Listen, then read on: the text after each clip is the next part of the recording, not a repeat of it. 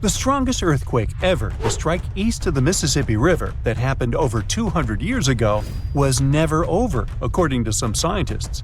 Most earthquakes last seconds to minutes, and the official record breaker so far is a silent one in Sumatra that was going on for 32 years. This slow slip event triggered a massive quake and a tsunami. So if it's true that the New Madrid earthquake is still sending aftershocks, we'll have a new top name for this sad list. The earthquake started in December of 1811 with a powerful quake in a sparsely populated part of northeast Arkansas. They felt the shaking almost 1,000 miles away in the White House, and the tower bells were ringing in Boston, even further away. It even made the mighty Mississippi flow backward for a few minutes over new waterfalls formed by shifted ground. The town of New Madrid, Missouri, completely disappeared in the disaster. The Earth wouldn't stay still until the end of January the following year, when things got serious again. A massive quake hit, this time near the junction of the Ohio and Mississippi rivers, right in the Missouri boot heel. Geologists believe it was a rupture on the New Madrid Fault, putting even more strain on the nearby Reelfoot Fault. Just when people thought it couldn't get worse, another 2 weeks of trembling passed, and the Reelfoot Fault snapped deep beneath New Madrid. Down in Tennessee, about 15 miles south of New Madrid, the ground uplift created Reelfoot Lake. Steamboats were chugging along the river, with thousands of trees floating and acres of woods torn apart by the quake. In St. Louis, Missouri, which is 160 miles away, buildings were badly damaged, and chimneys fell in Cincinnati, Ohio, 400 miles away. People all the way in Montreal, Canada, over 1,000 miles away, felt the earthshake.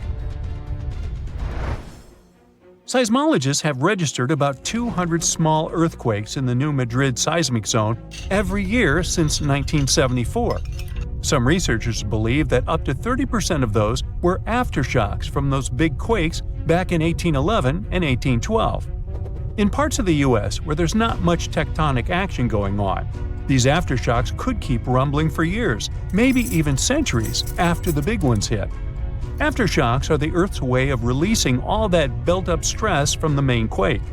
When the ground shakes from the first earthquake, it puts a lot of pressure on the rocks nearby.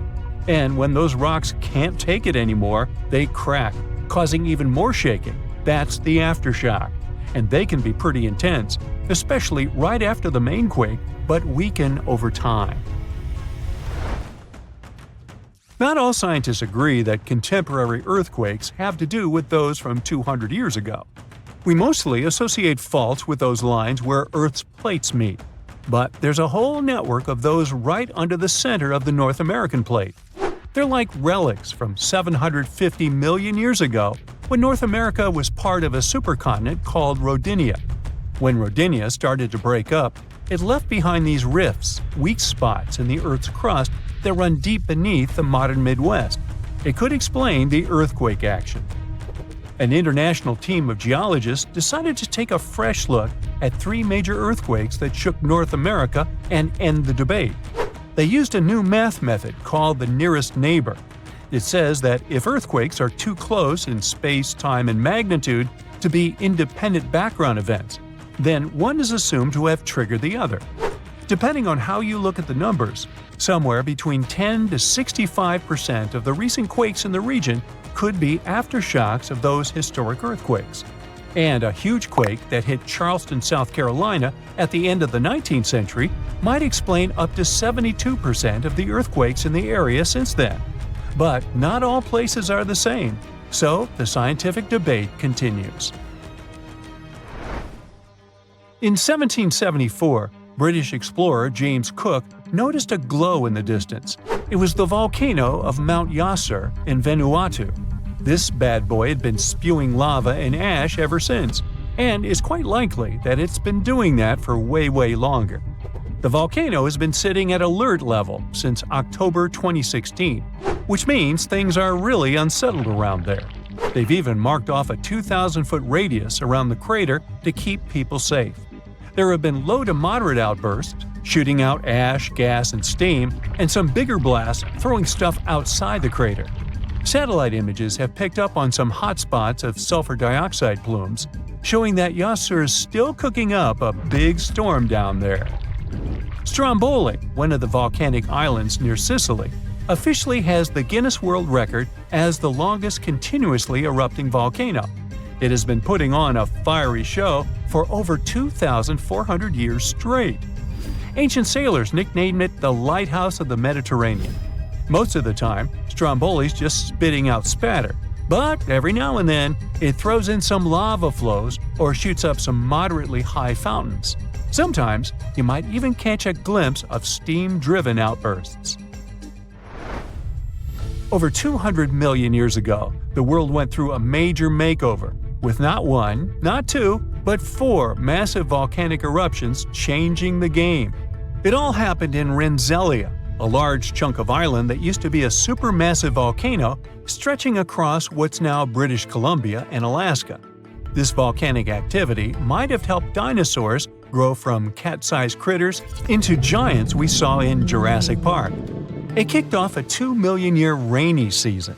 It made the whole world hot and humid, and the dinos just loved it. Researchers dug deep into sediment layers beneath an ancient lake in China to uncover these secrets.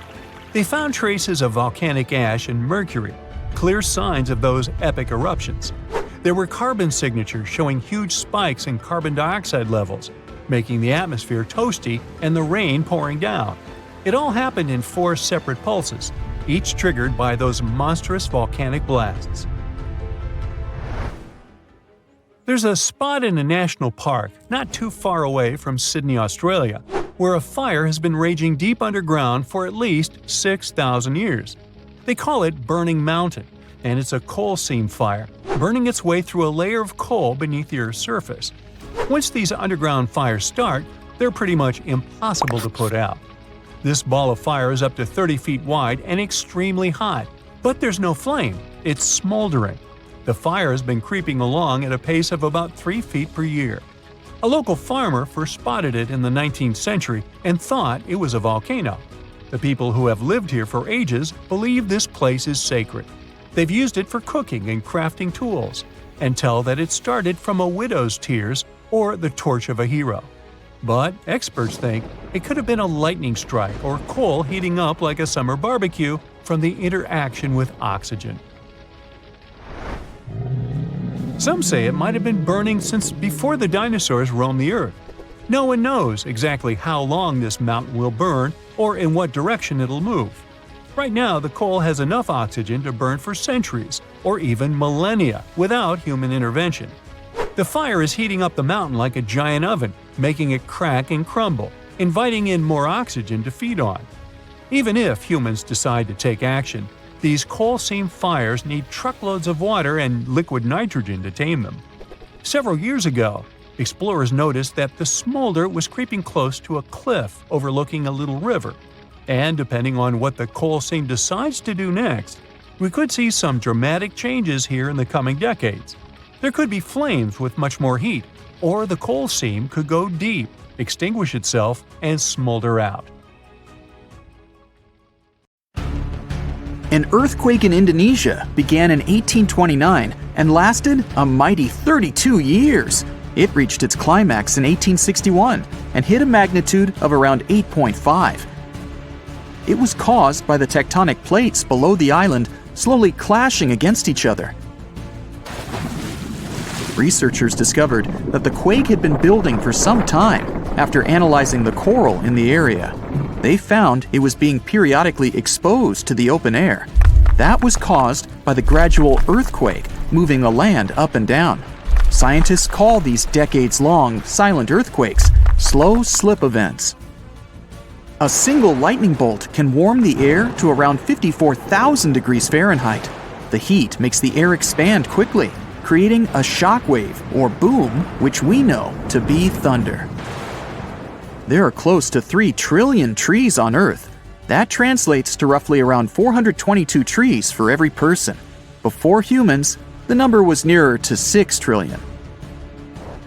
Almost 70% of the Earth's surface is covered by water, which on average is around 2.5 miles deep. 97% of Earth's volcanoes lie underwater. As well as the mid-ocean ridge, a massive mountain range that is over 40,000 miles long. Humans have mined around 190,000 tons of gold from the planet. Experts predict there is around 20% still left to be mined, but this figure is constantly changing. The world's largest active volcano is in Hawaii.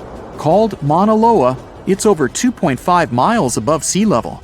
Given that most of it is underwater, the volcano's summit is a staggering 11 miles from its base. That's the same length as over 160 football fields. The highest ever recorded temperature on Earth was a sweltering 136 degrees Fahrenheit. It was recorded in El Azizia, or modern-day Libya, on September 13, 1922. The lowest temperature was a chilling minus 129 degrees Fahrenheit, recorded at Russia's Vostok station in 1983. Earth is the fifth largest planet in the solar system, behind Jupiter, Saturn, Uranus, and Neptune. It has a circumference of roughly 25,000 miles, and it would take the average person around 8,300 hours to walk around the face of the Earth. The separation between Earth's land masses would make such a trek almost impossible, though. It takes 365.25 days for the Earth to orbit the Sun. Because our calendar years only have 365 days, we add an extra leap day every 4 years to make up for the difference. Russia is the largest country on the planet, with a total area of about 6.5 million square miles. It encompasses more than 1/8 of the Earth's inhabited land area, but still has a relatively small population given its size. Earth is the only planet with one moon. Mercury and Venus have no moons, while every other planet has 2 or more. Earth is over 4 billion years old. Scientists calculate this by looking at the planet's oldest rocks, as well as meteorites that have crash-landed. They used meteorites as they were formed at the same time as Earth, when the solar system was forming. The ground we walk on is basically recycled. The planet's rock cycle turns igneous rocks to sedimentary ones, then transforms those into metamorphic rocks, and back again. Like Earth, our moon also experiences earthquakes. They're less common and intense than the ones we have, and are caused by tidal stresses. A tidal stress is basically the relationship between the gravitational pull of the moon on the Earth and that of the Earth on the moon. Despite being the 5th largest continent, Antarctica holds 70% of the planet's fresh water and about 90% of its ice. Bangkok is the most visited city in the world, boasting 23 million visitors in 2019 alone. Paris, London, Dubai, and Singapore make up the other cities in the top 5. The lowest layer of Earth's atmosphere is called the troposphere and is the reason we have weather. Sunlight heats the planet's surface, which causes warm air to rise up to the troposphere. This air then expands and cools as the air pressure decreases and sinks down, where it is then warmed by the Earth again. Coral reefs are the largest living structures on the planet, with some even being visible from space. Coral reefs hold the most species per area of any of Earth's ecosystems, even more than rainforests. Earth got its name around 1,000 years ago, and it comes from the German word meaning the ground. But there's no evidence to show who actually named it. Of all the planets, Earth is also the only one which is not named after a Greek or Roman deity. The deepest point of the ocean is the Mariana Trench. It's a whopping 7 miles below sea level. Coastlines cover about 20% of U.S. land, but are home to more than 50% of the U.S. population. The Earth isn't actually a sphere. It's more like a squished ball that bulges at the equator. The bulge is caused by the force of the Earth spinning, which makes the north and south poles slightly flat. The Earth spins on its axis, which is basically an imaginary straight line. Earth has seasons because the axis is tilted, causing the sun's rays to hit different parts of the planet more directly, depending on the time of year. If the sun was as tall as a standard door, the Earth would be around the size of a nickel. The Earth's rate of rotation is gradually decreasing. It's happening so slowly that it would take as much as 140 million years for the length of a day to increase to 25 hours. Get equipped for any season with brand new Brightside merch. Click the link and grab your print. The biggest animal on Earth is the Antarctic blue whale. It can reach lengths of 100 feet and weigh up to 400,000 pounds, which is around the same as 33 elephants. The temperature at the center of the Earth is around the same as the surface of the Sun, at almost 10,000 degrees Fahrenheit. Earth is around 10,000 times older than humans. Earth is around 4.5 billion years old, whereas humans have been around for, at most, 450,000 years. There are around 34,000 known species of fish. The actual number is way higher though, as a whopping 95% of our oceans still haven't been explored. America's Route 66 is longer than the journey to the Earth's core. The distance to the core is roughly 2,000 miles. Route 66 is almost 2,500 miles. The Earth is made up of three main components: the crust, the mantle, and the core, which is divided into the outer core and the inner core. Scientists have estimated that there are around 8.7 million species on the planet. Out of this, between 1 to 2 million of these species are animals. But roughly 86% of land species and 91% of fish have yet to be discovered by humans. Ancient astronomers used to think that the Earth was the center of the universe. For 2,000 years, they believed the Earth to be static, while other bodies traveled in orbit around us. In 1543, Copernicus published his sun-centered model of the solar system. Earth is the densest planet in the solar system. The density varies across its different crusts, but the planet's average density is just over 3 ounces per cubic inch. Mount Everest is the highest point on the planet. Its peak is the highest altitude above sea level at around 5.5 miles. Each year, 1 septillion crystals of snow fall on Earth. That's a trillion snowflakes. Snow covers about 31% of Earth's land area each year. Of Earth's water, only around 3% is fresh water. The other 97% is salted. Of that 3%, about 2% is frozen in ice and glaciers. So, less than 1% of the planet's fresh water is actually in lakes, rivers, and underground. The world's largest inland body of water, or lake to us normal people, is the Caspian Sea. It has an area of 140,000 miles squared. The world's deepest lake is Lake Baikal in Russia and is 5,300 feet deep. Earth's atmosphere is roughly 78% nitrogen and 21% oxygen, with small amounts of water vapor, carbon dioxide, and other gases. No other planet is believed to have this much oxygen, which explains why Earth is the only planet where life has been discovered so far. Apart from the Moon, there are 2 asteroids in co-orbital orbits with Earth, sometimes called Earth's second moon. 3753 Cruithne is an asteroid that looks like it's following the Earth in orbit, but it's actually following its own path around the Sun. 2002 AA29 is another asteroid which makes a horseshoe orbit around the Earth that draws it close to the planet every 95 years. It happened in Iceland on Friday, March 19, 2021 at 8:45 p.m. About 20 miles southwest of the capital. Molten rock suddenly burst through the surface from below. Bright lava fountains then lit up the night sky. A volcano in this valley finally woke up after almost 800 years of sleeping soundly. We divide volcanoes into 3 categories: active, dormant, or extinct. Around 1,900 of them around the globe are considered active. That means they've erupted in the recent past and will likely do it again in the possible near future. Dormant volcanoes haven't popped off for a long time, but they still may in the future. You could say they're sort of sleeping. As for extinct ones, those guys haven't done anything in more than 1 million years. The eruption in Iceland wasn't super explosive, and this all happened 6 miles from the nearest town, so everyone was perfectly safe. Many even came to see it up close, while other brave visitors tried to fry eggs and bacon on the lava. Just be careful not to burn your breakfast black. Lava can be over 2,000 degrees Fahrenheit. It burns everything in its path. Yet it also produces some of the most fertile land for agriculture.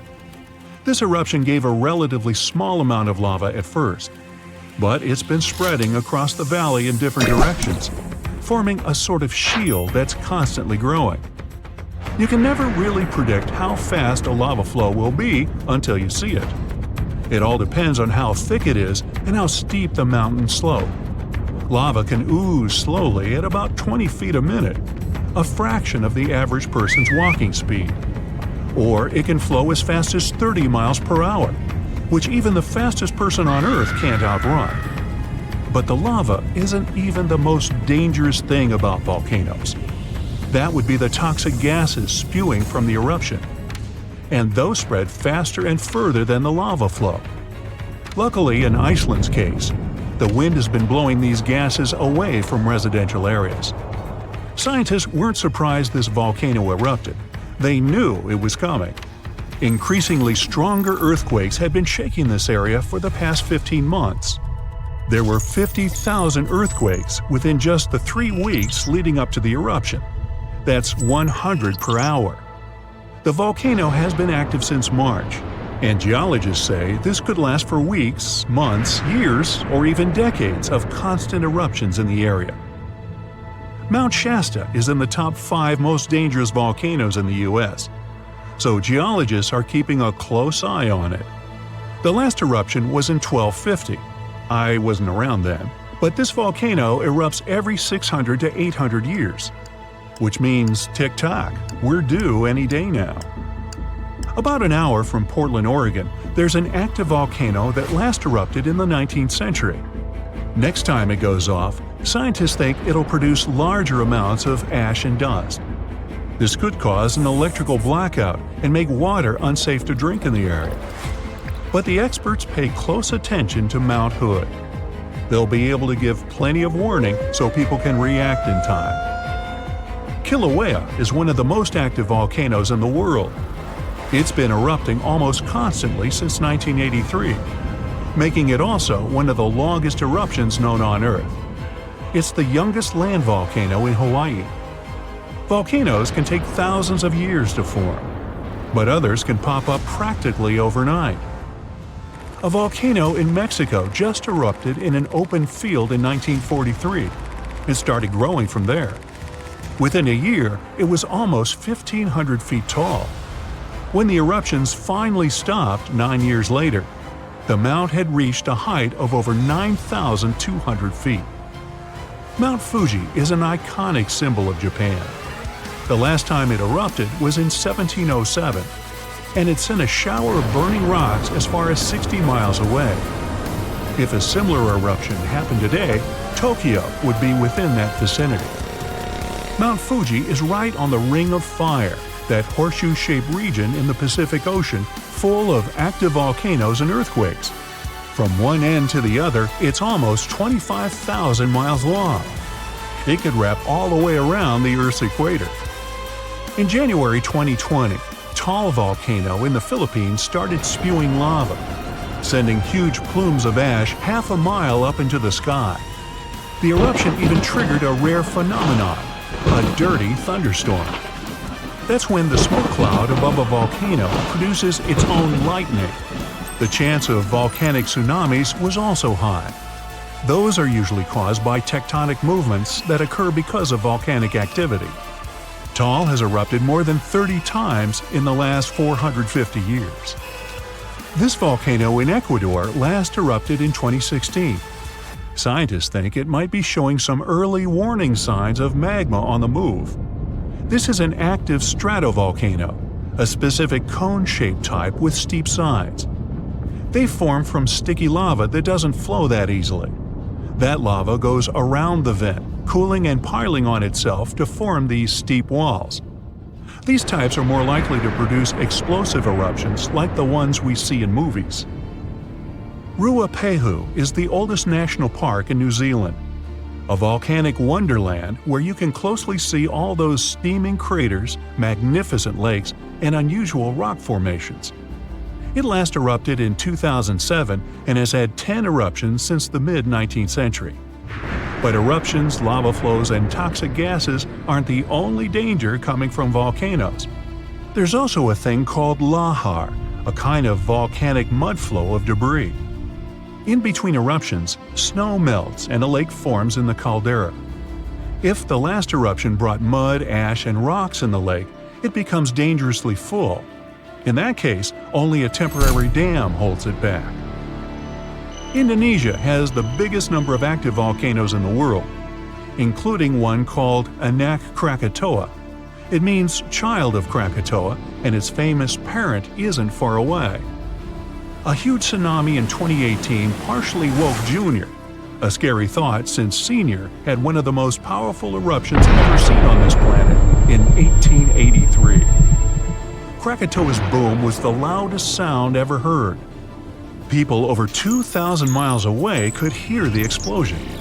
The sound wave circled the globe 7 times, and scientists say it's hard to predict this volcano's eruption patterns. Mount Yasur in Vanuatu is one of just a few volcanoes in the world where you can see a lava lake. Tourists even go there to peer over the edge and get a look at the burning, bubbling lake below. Well, except for when the volcanic activity goes to levels 3 and 4 out of 5. That means there are more intense earthquakes, volcanic tremors, or steam, gas, or ash ejections. Then this place is off limits because, duh. This volcano in the DR Congo has the most active and largest lake volcano in the world. And all that lava is unusually fluid, meaning it travels faster and further than the stuff coming out of most volcanoes. It's certainly not amongst the tallest ones, but Ethiopia's Erta Ali is unique in that it has a lava lake almost constantly, which is pretty rare. The locals call it a smoking mountain because its lava lake often causes eruptions. This volcano is near the Danakil Depression, one of the hottest places on our planet. Merupi has been erupting on a regular basis since the mid-16th century. This volcano helps scientists do crucial research on how eruptions work and how they can warn people in time. After it was dormant for a while, this volcano in central Mexico sprang back to life in 1994. Ever since then, it's been producing huge mud flows and strong explosions in unpredictable intervals. In the past, enormous eruptions coming from this giant buried entire cities in pyramids. Imagine staying in a hotel and waking up to the magnificent view of a massive volcano covered in glowing rivers of lava and clouds of ash. When it lets off heat, visitors to this area in Guatemala take a chance to roast some marshmallows there. One of the most active volcanoes on Earth is on a small island north of Sicily. Stromboli has regular explosions, together with glowing lava coming from vents inside the crater.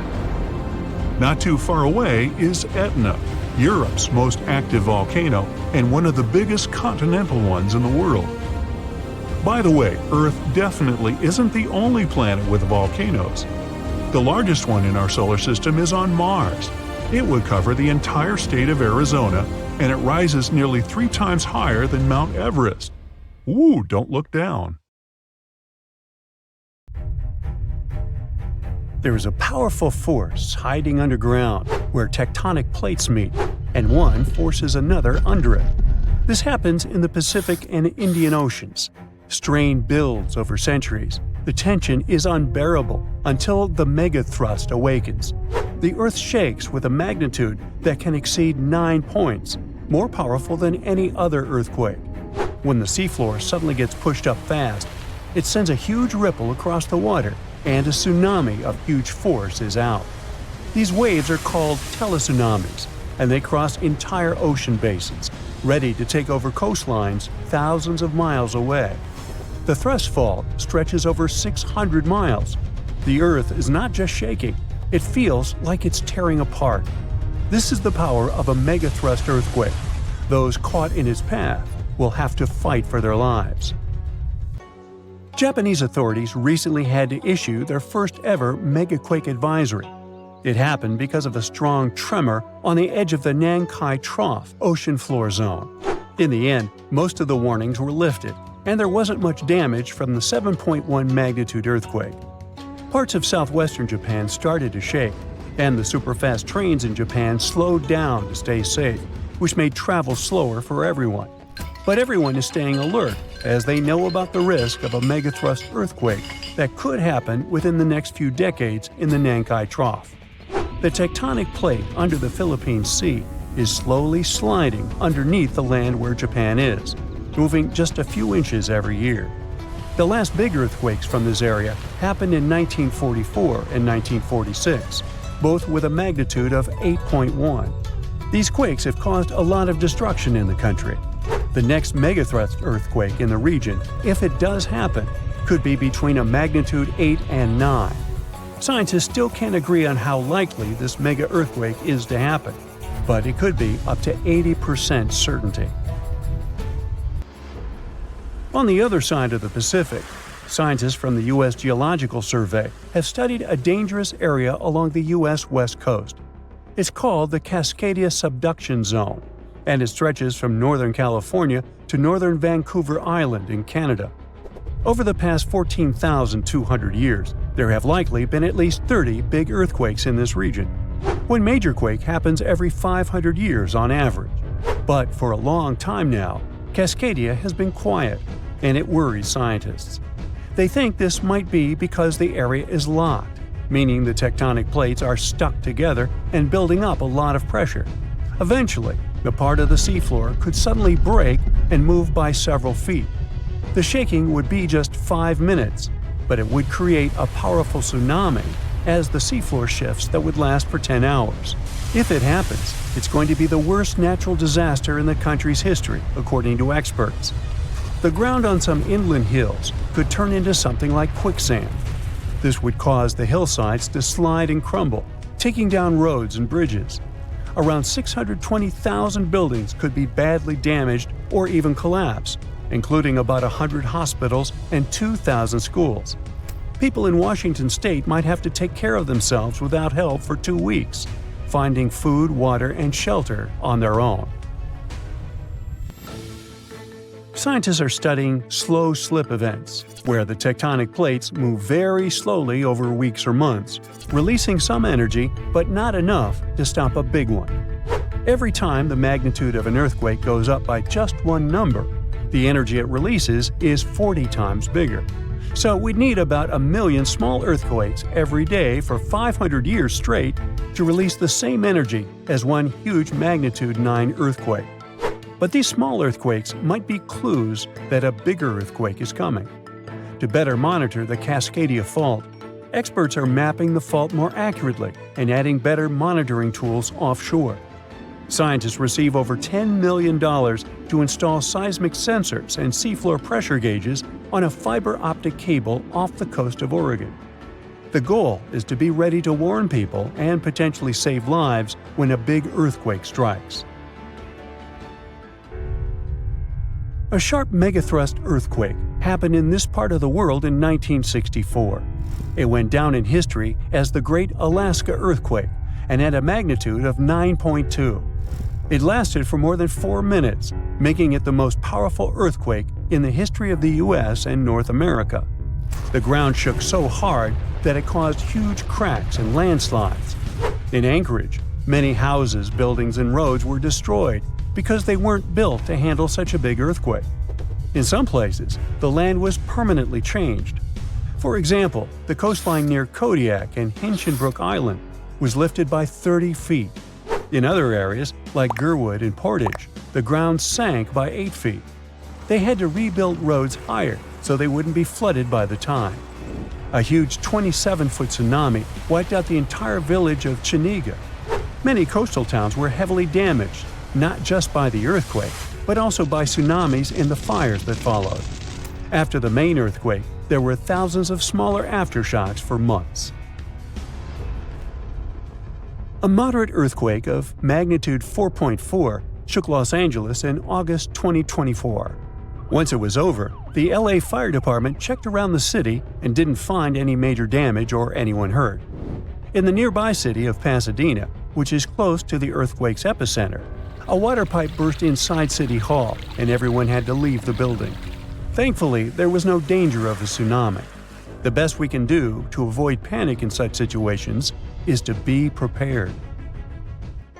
Japan is one of the places on Earth where earthquakes happen the most because it sits on the edges of 4 tectonic plates. Around 1,500 of these earthquakes each year are noticeable. Because of this, the people in Japan have learned to live with earthquakes.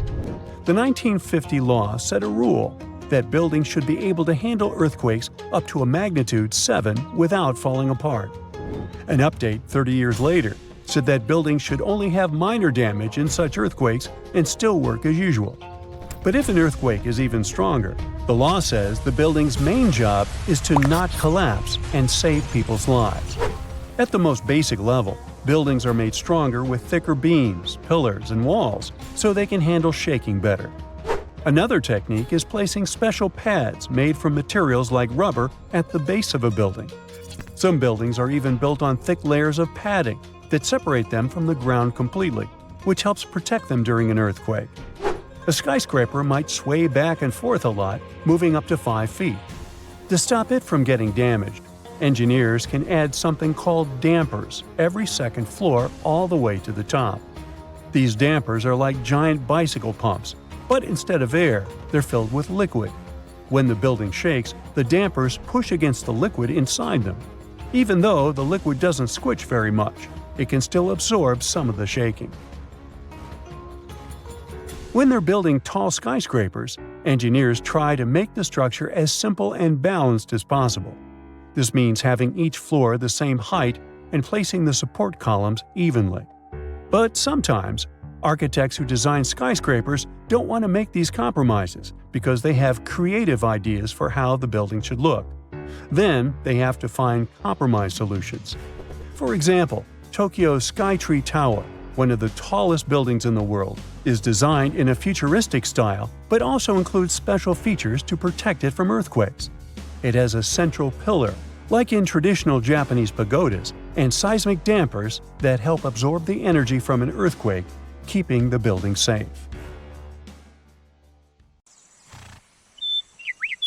On September 16th of 2023, without warning, the Earth began to hum. A low, strange vibration reverberated through the crust. This set off seismic alarms all across the globe. For 9 days straight, the planet was pulsing with this horrifying rhythm, and scientists had no idea what was going on. Meanwhile, the total disaster was happening in Greenland. It wasn't an earthquake. They knew that much. They could tell it by the rhythm. Since we all live on giant tectonic plates, they constantly move and slide on magma like icebergs on water. Sometimes, as they move, they can rub against each other or collide or break. In any case, all this causes an incredible release of energy that sends shockwaves through the ground. That's when we feel the ground literally shaking, and it's what we call an earthquake. These vibrations we feel are called seismic waves. Seismometers pick them up as pings or rumbles. In a typical earthquake, they create a bunch of different frequencies. It's a crazy chaotic mix of low and high frequencies, like smashing every piano key. What was weird about the Greenland event is that the signals weren't like that at all. It was a steady, single-frequency vibration, as if some ancient machine was stirring beneath the earth. It's like one piano key being struck over and over, creating a doom-like, repetitive sound. Turns out, what they were hearing wasn't the noise of tectonic plates going wild. It was a phenomenon seismologists had never seen before. The days passed, and the mysterious noise just kept going. The vibrations repeated every 90 seconds, echoing around the world. The hunt for answers was growing more desperate. Seismologists had no idea what they were dealing with.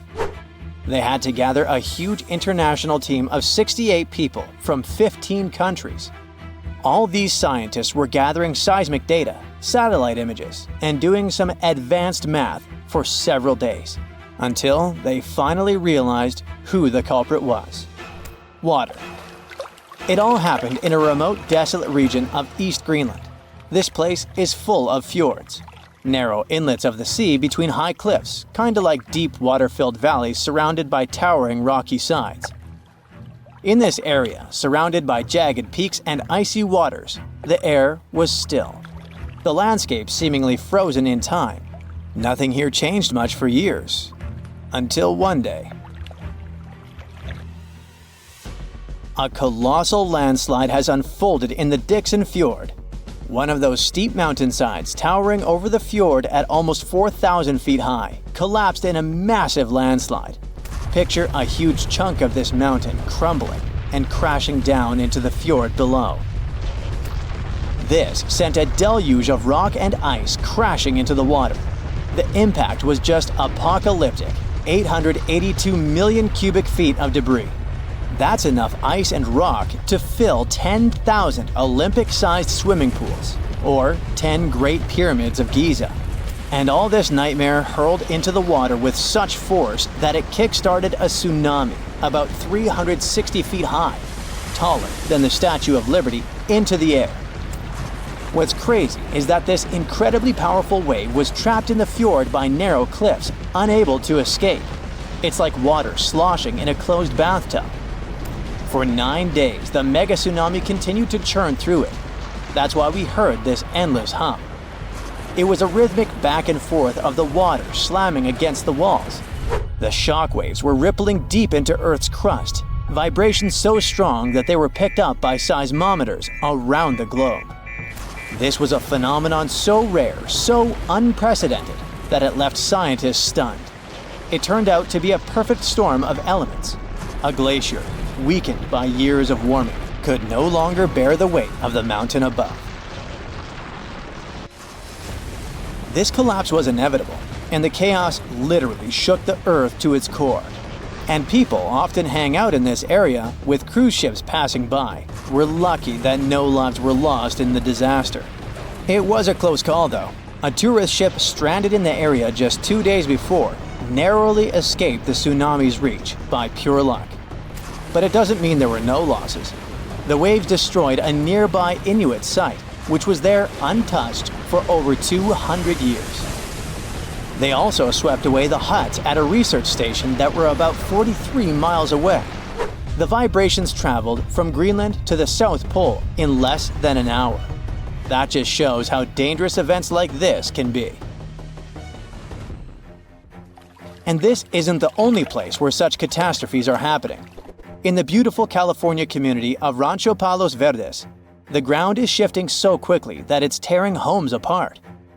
The land there has always been kinda unstable.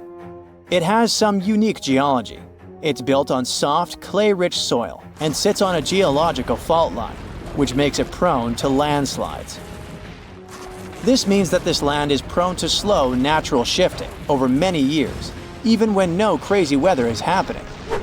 It's been like this for decades, but usually it's slow and pretty manageable, like about a foot a year. Imagine a tree that you played with as a kid moving 20 feet to the left as you grow up. For decades, residents adapted. They built their homes on adjustable beams. This helped the houses to move with the land, and that strategy worked well until now. Recently, things have been getting much worse in the community. Now, the land is moving by a foot in a single week. That would be like if the same tree moved almost 960 feet since you were a child. The past 2 years have also caused some heavy rains, and the weather has been getting worse. This increased water content in the soil. The land became heavier and more prone to rapid movement. Now, this once idyllic seaside escape turned into a disaster zone. Cracks have appeared in closets, gardens, and roads, growing larger with each passing day. Streets that were once smooth are now buckled and twisted, with roads turning into a crazy theme park. Houses that once stood firm are being ripped from their foundations, some of them split in half. One of the houses had its front door 8 feet off the ground. Entire neighborhoods have been plunged into chaos. Utility companies had to switch off gas and electricity indefinitely to prevent potential disasters. The hardest hit is the coastal neighborhood of Portuguese Bend, where residents are living on the edge. Literally. It always had amazing ocean views and cool sea breezes, with horses and peacocks still wandering the tree-lined streets. But now, it's like an earthquake hit. Only this time, the earth isn't stopping. For many, this place feels like paradise, if only the land would stop shifting beneath their feet. So the locals don't give up. Some of them had to leave, but many are determined to stay and fight, despite the destruction. But they still have to pour in hundreds of thousands of dollars to save their properties. People have installed generators to keep the lights on and set up sewer systems and pumps to drain the groundwater causing the landslides.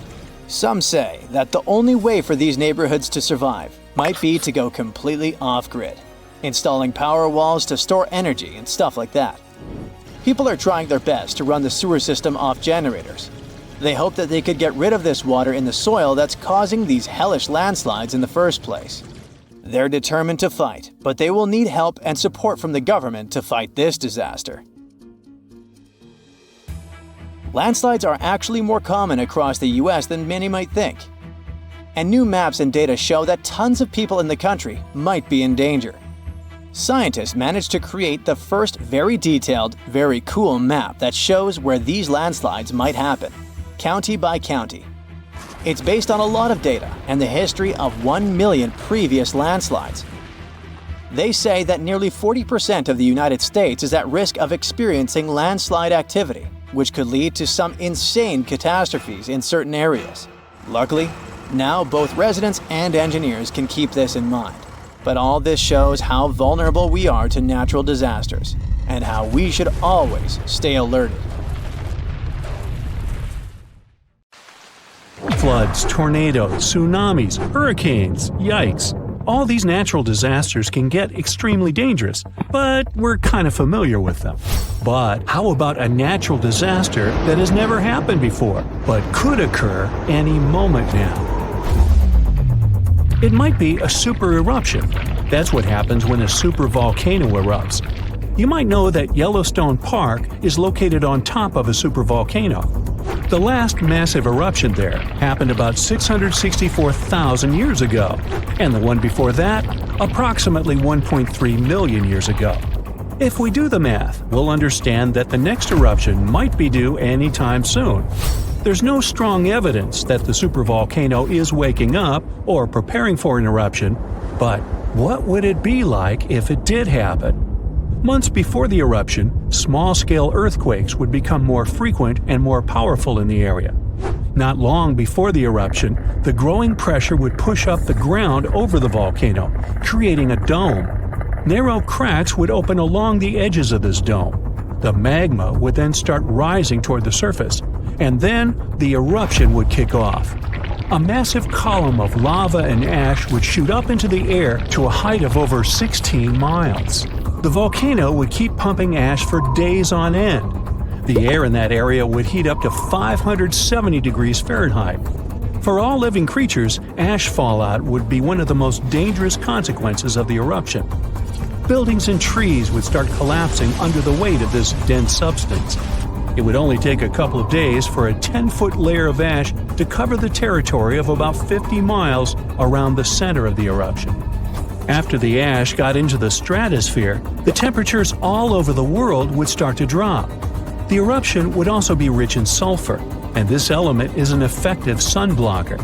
That's why it would soon get so cold that there would be no summer in the whole world for the next several years. The monsoon seasons would change. It would be hard for animals to find food and clean water. Well now, how about a gamma ray burst? You don't stumble across this kind of radiation in your everyday life. A gamma ray burst occurs when two neutron stars collide.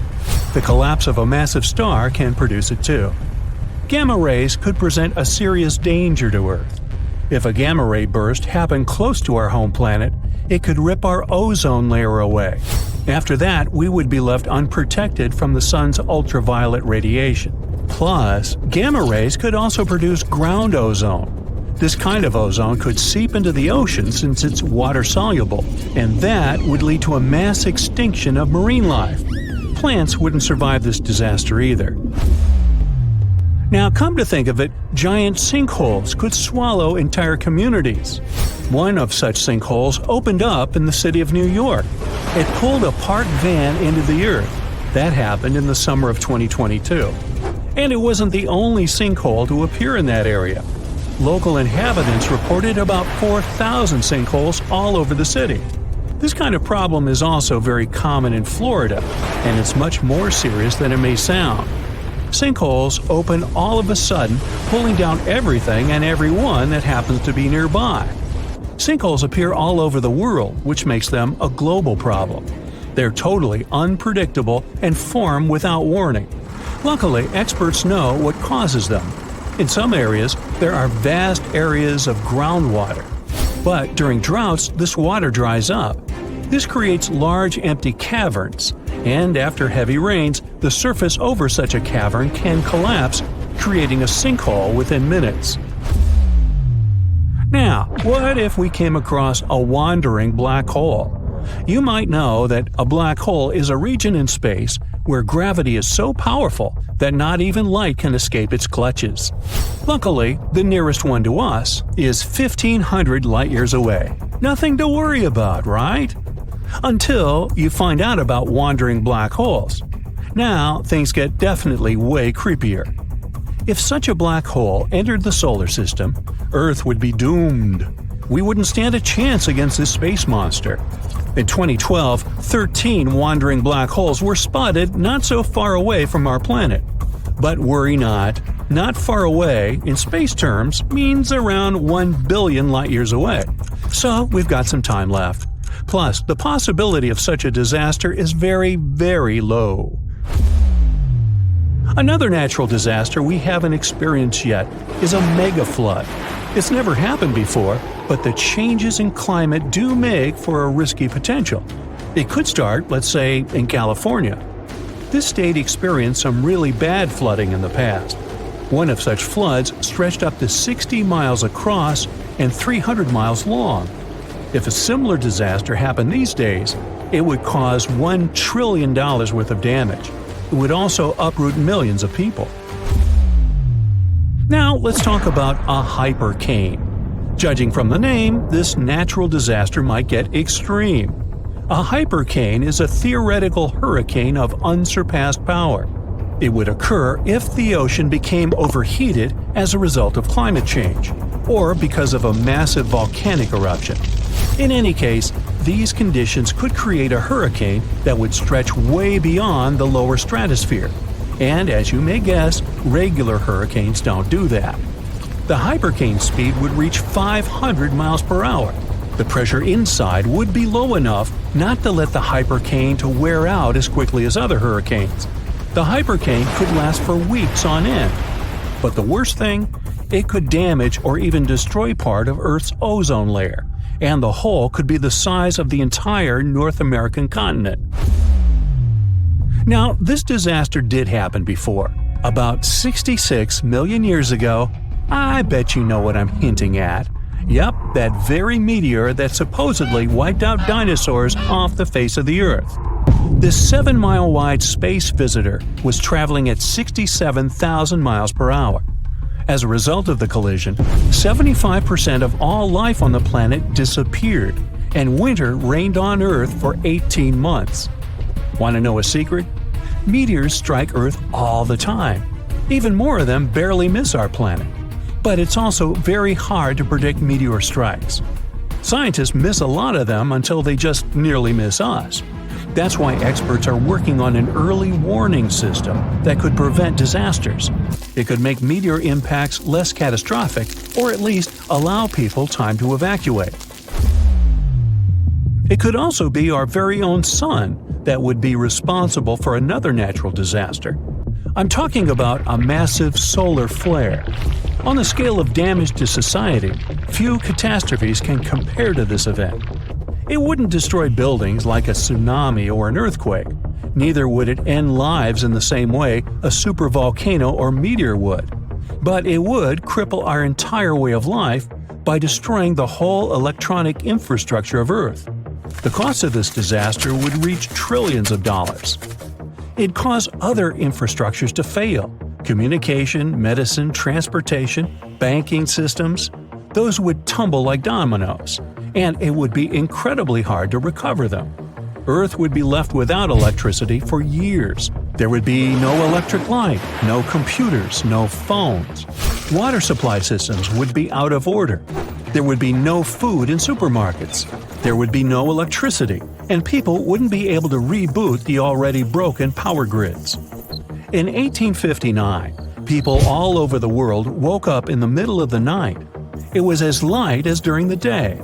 The skies were illuminated with auroras – red, green, purple. They appeared even in the regions where no one had seen them before, like the Bahamas, Jamaica, or Hawaii. Telegraphs got electrically charged, even though they were disconnected. In many areas, fires started. That was when technology barely existed. But imagine the avalanche of problems a solar flare could cause today. You have friends over for dinner. You set your drink on the counter and go help your friend set out some desserts. When you get back, you notice the liquid in your cup. It's sloshing around and the ice cubes look like ships on a rough sea. Now you feel it too. On the ceiling, the chandelier is swinging like mad. Then you hear someone scream, "Earthquake!" The house and everything in it is rocking back and forth. You try to run for cover, but the shaking keeps you stuck in place, fighting to keep your balance. The cabinets look possessed, and glasses and dishes fly out and smash on the floor. The bookshelves topple over, and everything hanging on the walls sways and falls off. You duck under the dining room table, trying not to get hurt on all those broken dishes. Yeah, you've been through earthquakes before, but none like this. Checking your phone? Typical, no signal. You can't believe what's about to happen. The screams get louder, and suddenly the whole house collapses. The biggest earthquake ever recorded happened in Chile in 1960. Disaster came in the afternoon, just when everyone was out enjoying themselves. To cause serious, life-changing damage, you need to have a magnitude of around 7 or so on the Richter scale. This one was 9.5. This part of Chile is smack dab on the so-called Ring of Fire, the most active volcanic and seismic area in the world along the Pacific Rim. The initial shaking lasted around 10 minutes, and after 2 days, many aftershocks were still strong enough to set off a volcano in the south of the country. But that's not where it ended. The earthquake unleashed a series of tidal waves all over the Pacific Ocean, with some reaching over 80 feet high. The waves in earthquake were so strong that they even affected Hawaii, Japan, and the Philippines. It caused around $500 million $1960 worth of damage. Many were left homeless. Much of their infrastructure was smashed too. Buildings as far as the eye could see were toppled, and debris piled everywhere. Scientists estimate that this earthquake was so powerful, it shifted the Earth's axis, making our days 1.26 microseconds shorter. That might not seem like a lot, but think about it. Just one natural disaster was strong enough to make time move. Many of the coastal cities were flattened and floods were widespread. The economy spiraled downward. According to studies, if this earthquake happened today, it caused more than $20 billion in damages. So what would happen if an earthquake twice that size hit without warning? For starters, you'd likely feel the effects even further away. Tidal waves wouldn't just hit the coasts of Japan and the Philippines. They would move even further to China, Korea, Vietnam, and even Australia. And those waves would be significantly higher than 80 feet, perhaps double that. That's like 8 giraffes piled on top of each other, surfing your way. If you lived by the coast, you'd notice the waves. If you saw the water recede way back so you could practically see where all the fish call home, you'd know it was time to run. Chances are that a tsunami's heading your way. Say it really happens. You're caught under the wreckage, not knowing what's going on. You manage to free yourself and escape to the fresh air. And you're not alone, because all the houses in the neighborhood have turned into piles of bricks and rubble. The bridges have also collapsed, leaving people stranded on either side. You look around, dust yourself off, and rush to find help. Fire trucks and ambulances drive between the broken-down cars and rubble. You try to make it to your car, but the aftershocks are still hitting and you're getting tossed to the sidewalk. With all the cell towers down, you can't call anyone on your phone. Your knees are shaking, but you manage to power through. Once you reach your car, you see it crushed under a boulder, like a giant soda can. You continue on foot and eventually reach downtown. It looks as if some giant got angry and knocked all the buildings down. You push forward and try to see if you can find some help. Without warning, your phone vibrates. You check it and see 1,000 notifications about a 20-magnitude earthquake. You're still shaking, but that's all you. The ground is still for now. Uh-oh. You hear something in the distance, racing towards you. To your right, you see tidal waves as tall as buildings charging at you. Still in shock, not knowing what to do, you now come to your senses and run. You don't even know which way to go. There's a tsunami right behind you, and in front of you are broken down buildings with rocks and concrete still falling everywhere. Wait, there's a building that's somehow still standing. You need to get on top of that thing. You reach the elevator, but it's jammed. Not surprising. You bolt up the stairs as fast as you can, tripping on broken glass and plaster, but always managing to get back up. You look out a window and see the water. It's so close. You're nearly at the top. A few more flights and… whoosh. The water forces its way into the building and drags you down at least 2 floors. You can barely see anything. Still, you know you must swim up. But the water keeps forcing you downwards. After about 30 seconds, you manage to swim your way out and continue climbing to the top. You scramble to the top floor and collapse on the roof. You're safe for now. The tidal wave is still going strong, plowing its way through the ravaged city center. Your phone is now waterlogged and useless. You have a perfect 360-degree view of your town covered in water and debris. The ground starts to shake again. Maybe you'll just sit around until this is all over, waiting for the rescue helicopter.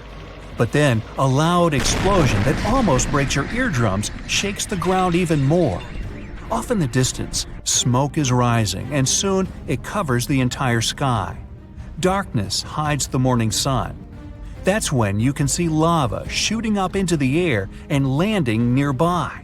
The lava forms into a river, flowing its way into town block by block. With this much seismic movement and the high intensity of the earthquake, the world's tectonic plates have shifted so that magma is pushing its way to the surface. From the earth, steam begins to vent. Then the heat hits you. You see the magma cover the ground like a blanket, eating up every car in its way.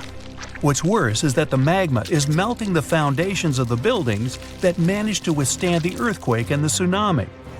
The buildings in the distance are now sinking and collapsing into the raging lava pool that's replaced your town. One by one, every building descends. That means, uh-oh, the building where you're standing is also swaying. It's about to fail. That's when you see the light. You look up and see a helicopter above in the distance. You wave your arms, run around, jump, anything to get noticed. And it works. The chopper makes a few circles and finally drops you a rope ladder. As you're lifted in the chopper, you take a good look at the world below you as it wriggles around like noodles in a strainer. You land a few miles out and are immediately treated by a doctor in an emergency triage center. You were one of the lucky ones. A year later, the tsunami water has receded.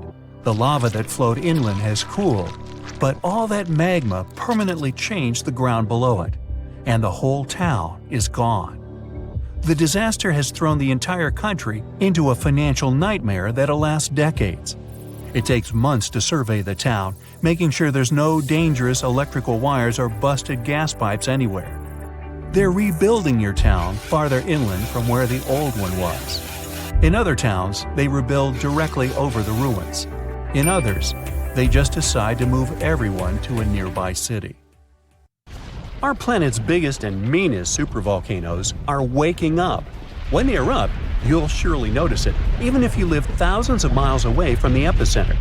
Scientists are worried we might not have enough time to prepare and deal with the consequences of a super eruption. There's some volcanic activity close to the Italian city of Naples. And no, it has nothing to do with the famous Mount Vesuvius, but with another volcano. This one is harder to see as it doesn't have a tall peak like Vesuvius. But don't let this bad guy trick you. It could be way more dangerous than its giant neighbor. It does have a huge crater that's about 8 miles wide. This volcano is called Campiflegrei, and it's actually one of the largest volcanoes in Europe, sitting under the town of Pasquale. So, Campiflegrei erupted 39,000 years ago with a bang so massive it spread ash across the whole Mediterranean region. It also caused the temperature to drop by over 16 degrees Fahrenheit across Eastern Europe. It was the biggest volcanic eruption in Europe in 200,000 years. Since then, Campiflegrei has had smaller eruptions, and the last one happened in 1538. Now the area is full of small craters, hot springs, and bubbling pools, and they're all proof that this volcano is still very much alive and brewing something.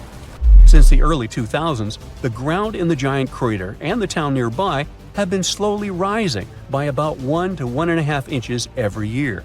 There were at least 150 earthquakes that shook this supervolcano lately. In May 2024, there was a 4.4 magnitude in the area, the biggest in the last 40 years.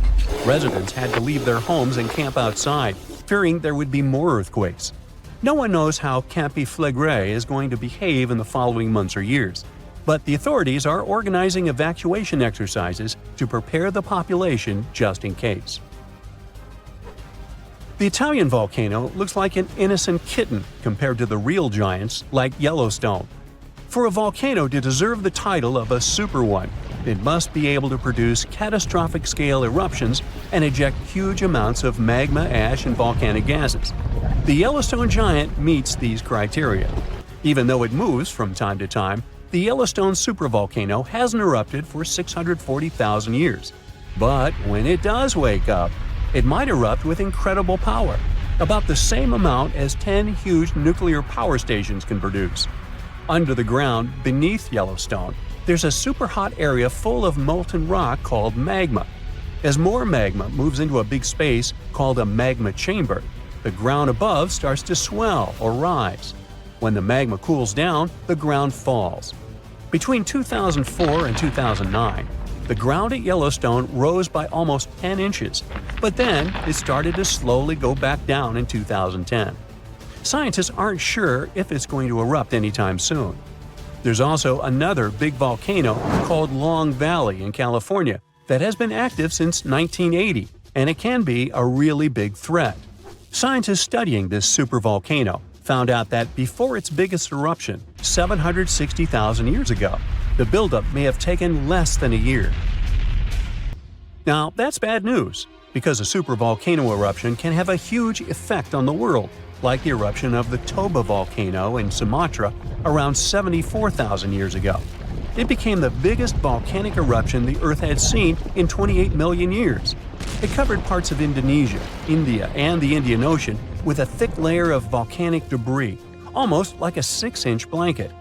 The amount of rock it spewed out was like stacking nearly 3 million Empire State Buildings. The giant crater it left behind can still be seen from space.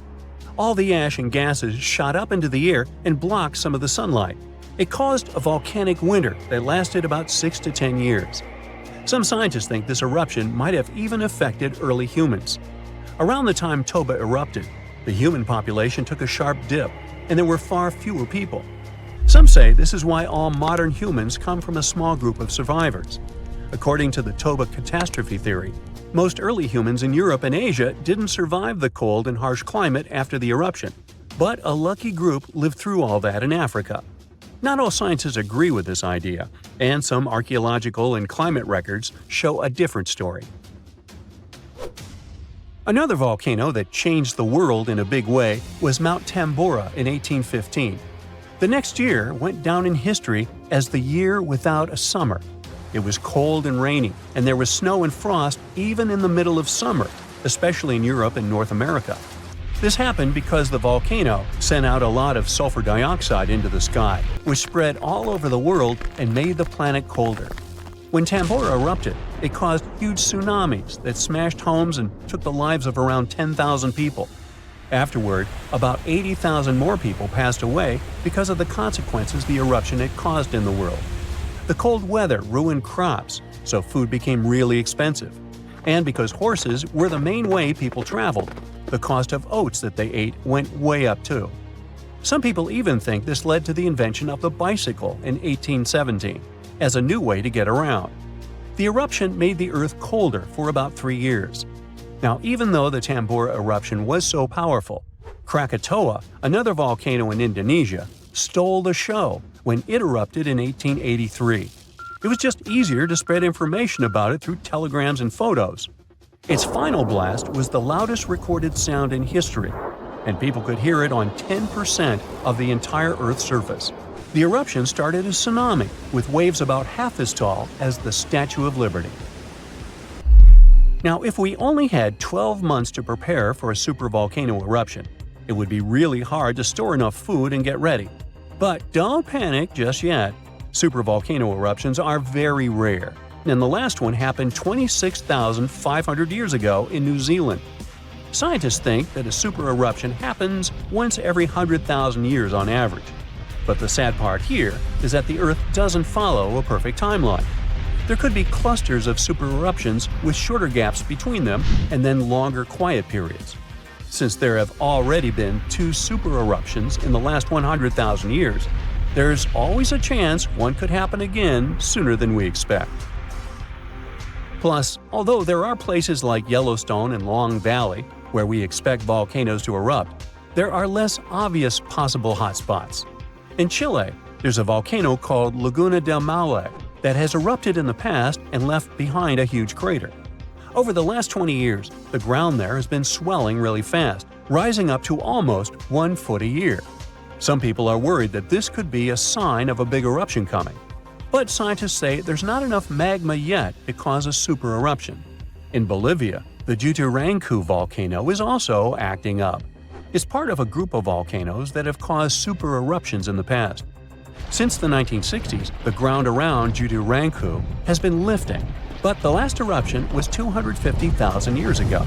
Even though the magma might be rising, it's not enough to worry about just yet.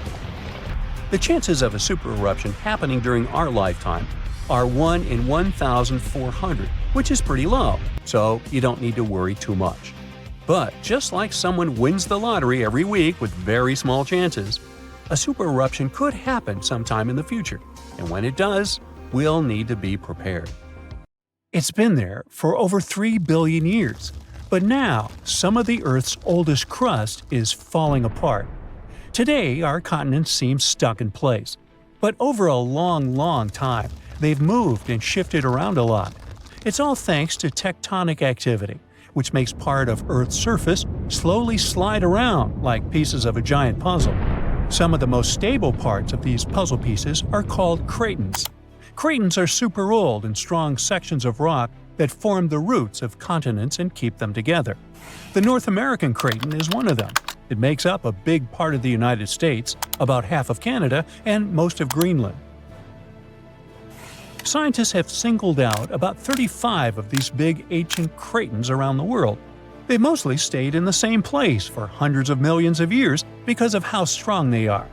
But in 2014, they discovered that cratons might not be as indestructible as they thought. Some cratons had lost parts of their strong roots because of certain geologic processes and became thinner. It looks like cratons could become less stable if they go through more tectonic changes. In 2024, scientists at China University of Geosciences analyzed an ancient landmass called the North China Craton, or NCC for short. They wanted to learn more about how some of Earth's oldest rock regions can break apart. This process of cratons disintegrating is called decratonization. The NCC is so interesting to study because it has 3 main parts: the Western Bloc, the Eastern Bloc, and the Trans-North China Orogen, a zone that lies between the 2 blocks. Scientists found that during the Mesozoic era, the Eastern Bloc lost its deep ancient roots because of the strong Earth movements called tectonomagmatic events. So scientists wanted to see exactly how the processes in the mantle and the movements of Earth's plates led to the breaking down of the NCC.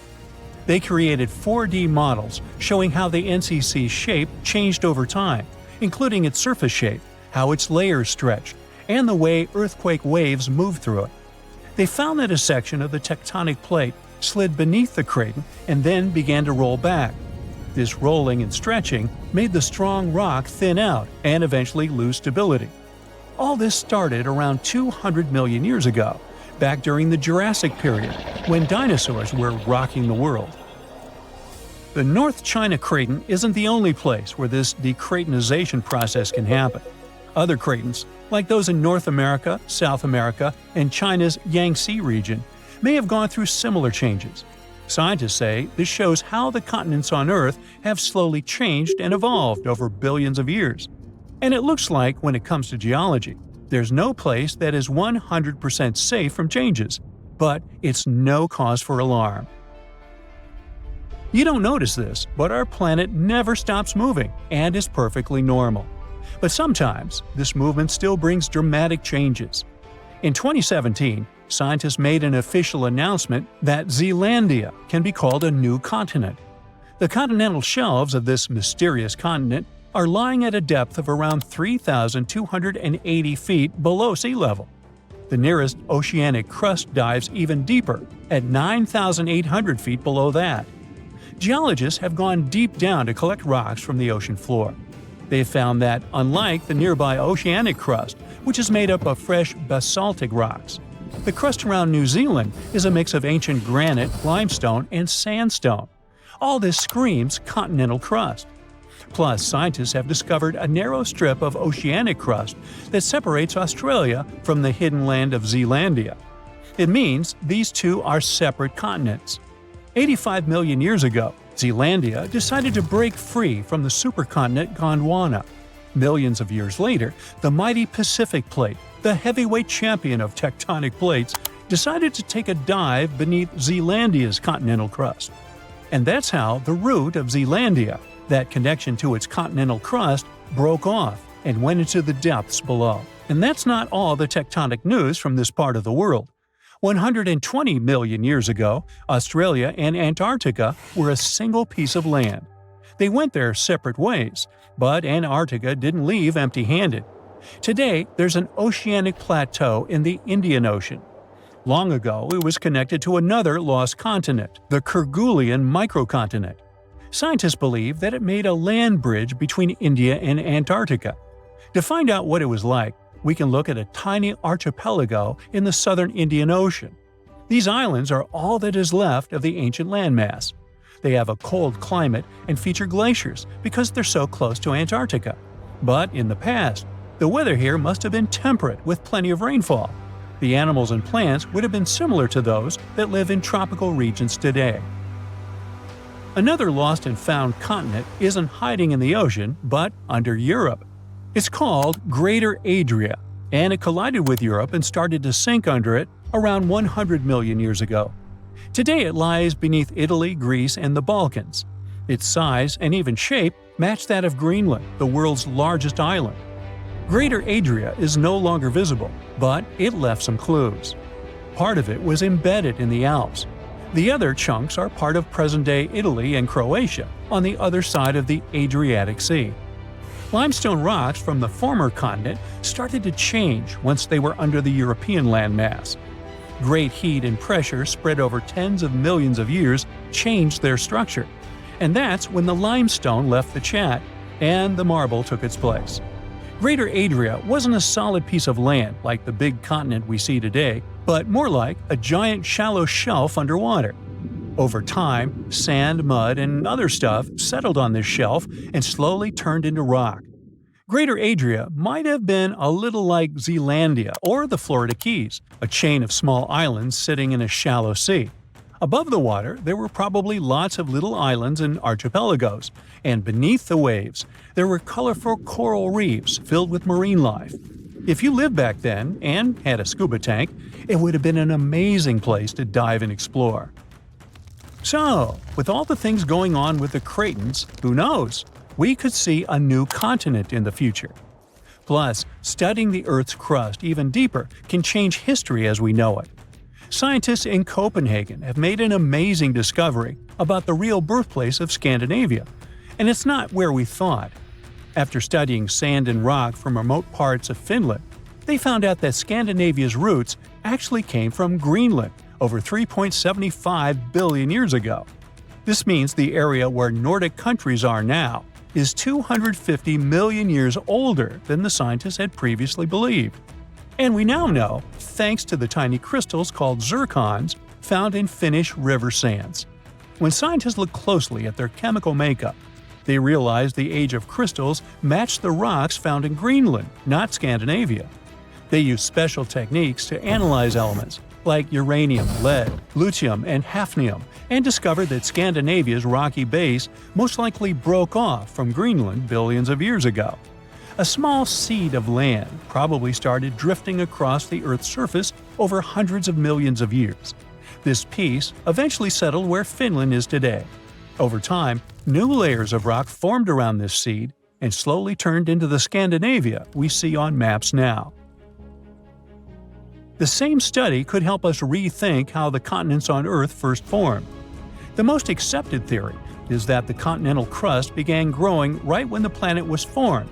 But new studies show that the signs of continents only started growing a billion years later.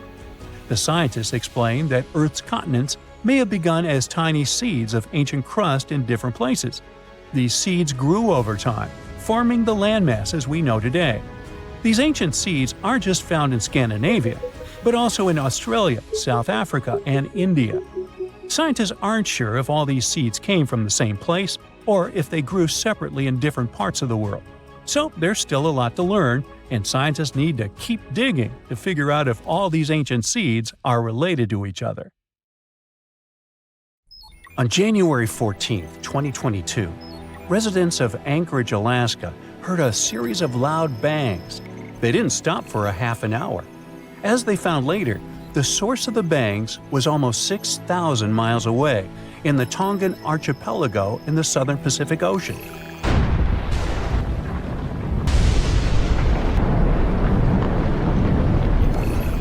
The Hunga Tonga underwater volcano abruptly woke up from its sound sleep. It last erupted at the end of December 2021 after several years of inactivity. Hunga Tonga sent a large plume of ash into the stratosphere that was seen in the capital city of Tonga, 43 miles away from the volcano. In the following days, it was emitting steam and gas to the height of 7 miles. Plus, it was letting out ash that accumulated next to it and even made the island on which it was standing increase in size. Then, it went back to sleep, and the officials even announced it was dormant. But just a couple of weeks later, it woke up again with a crazy force. It sent ash clouds 12 miles into the atmosphere. It blocked the sun in some places and rained down from the sky. The sound waves from the eruption traveled around the planet several times. People in Fiji heard a sound that reminded them of thunder. Some booms even reached Canada. Shockwaves went around the Earth 4 times in Japan and Utah, and at least twice in Massachusetts. The eruption caused tens of thousands of lightning flashes. It also triggered a mega tsunami hundreds of feet high. It caused damage to buildings and infrastructure, such as underwater cables. The extreme waves traveled all the way to the California coast, and there was an unusually high tide along the Pacific coast of Canada. Scientists studied seismic data to understand what caused such a massive eruption. Their research models showed that there was a big blast, likely because gas got trapped in rocks, like how a pressure cooker works when it's overcooked. This blast released a huge amount of energy, as much as 5 of the biggest underground nuclear tests. It all happened under a shallow part of the sea, where gas-filled rock was trapped.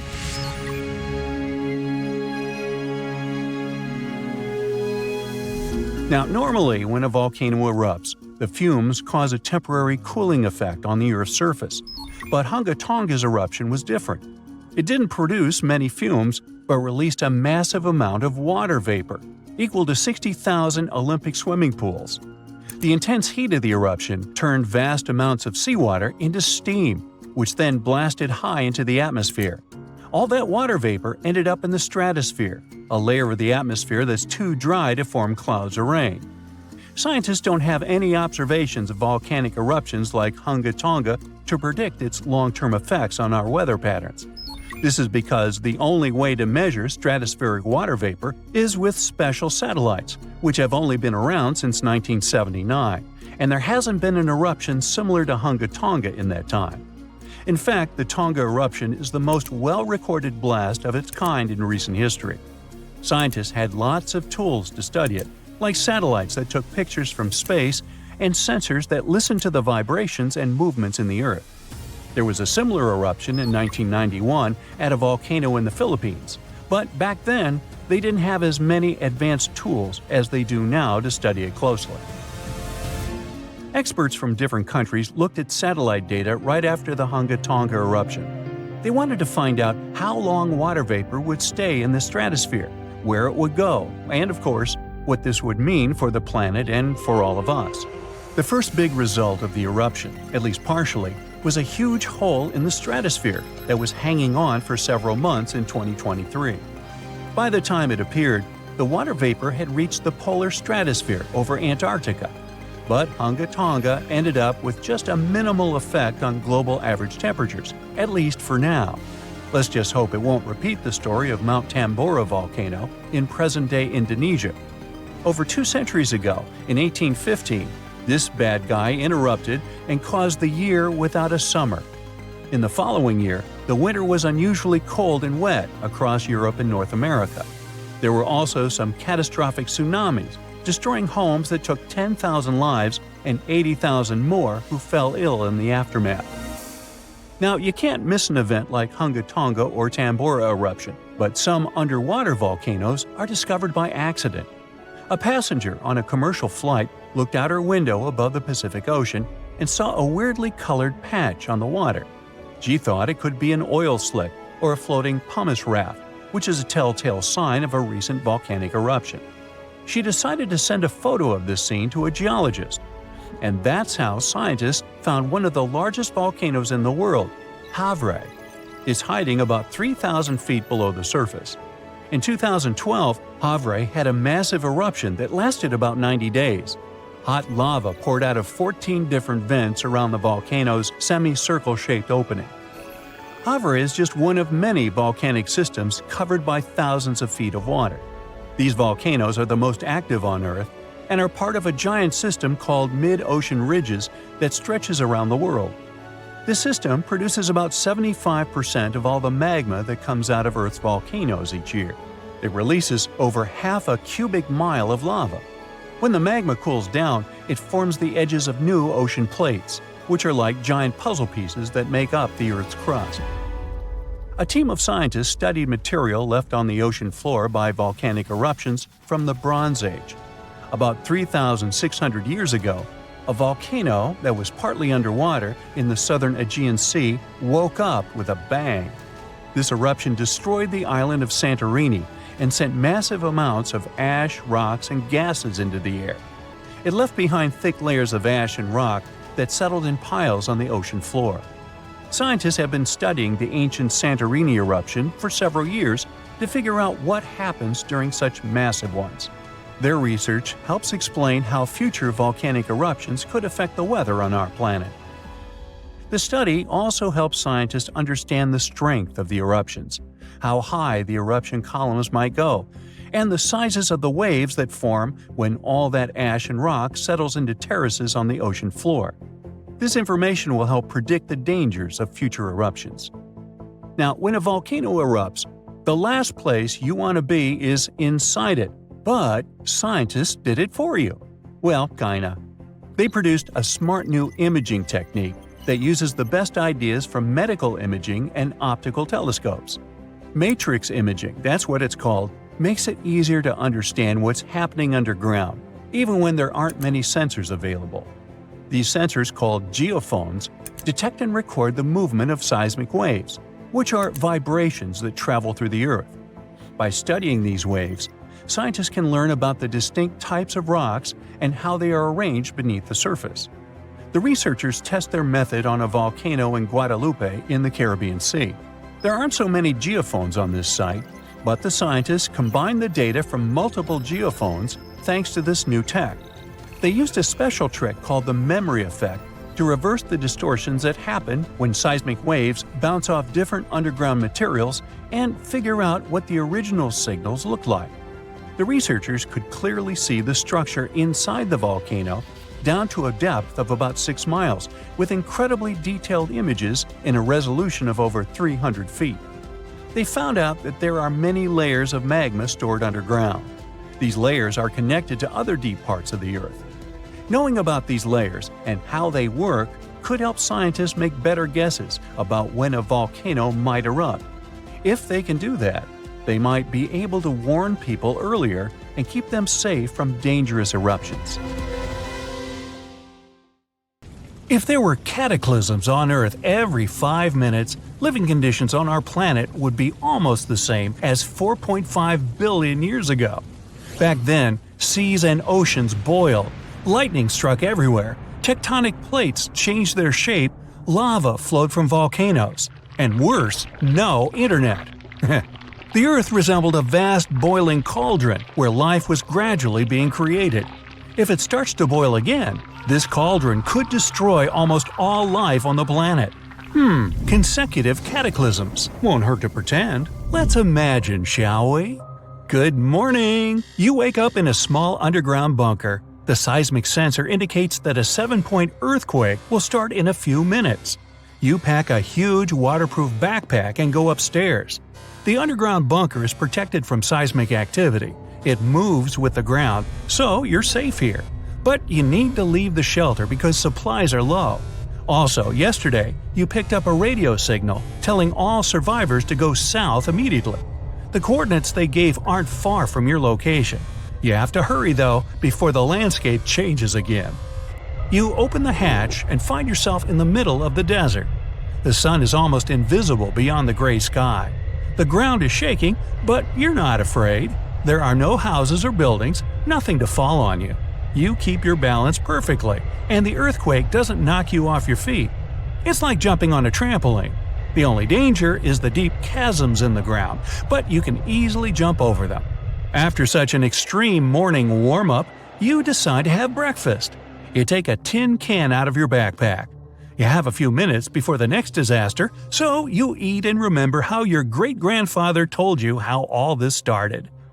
Before all of this, the planet was divided into territories called countries. Millions of people lived in them, and then something terrible happened. The tectonic plates started to move, and the air temperature and atmospheric pressure began to rapidly change. In one day, earthquakes destroyed entire cities. Tsunamis and floods washed away the remaining ruins. Volcanic ash blocked the passage of sunlight. Forest fires destroyed almost all vegetation, and eruptions poisoned the air. Only a few people managed to adapt to such harsh conditions, and you are a lucky duck to be one of them. As you finish your breakfast, you're distracted by another ground tremor. Time to move on. Many people travel around the world alone, as they consider it a safer way of life. Some people form small communes, but no one ever stays in one place for too long. Your whole life is in motion, but you don't panic. One of the main rules during natural disasters is to remain calm, so all survivors have steel nerves and excellent physical training. You run a few miles south and suddenly smell something strange. You put on a gas mask. The earthquake has created a limnic eruption. Natural carbon dioxide is released from the ground to the surface. You feel comfortable in a gas mask, but can't run fast while wearing it. Far up ahead, you see a green forest, a rare place that was not affected by fires. You take off the gas mask and go to the tree to take shelter in the shade from the scorching sun. This green area is rich in vegetation. Colorful flowers, strawberries, and many other berries grow here. But you're concerned.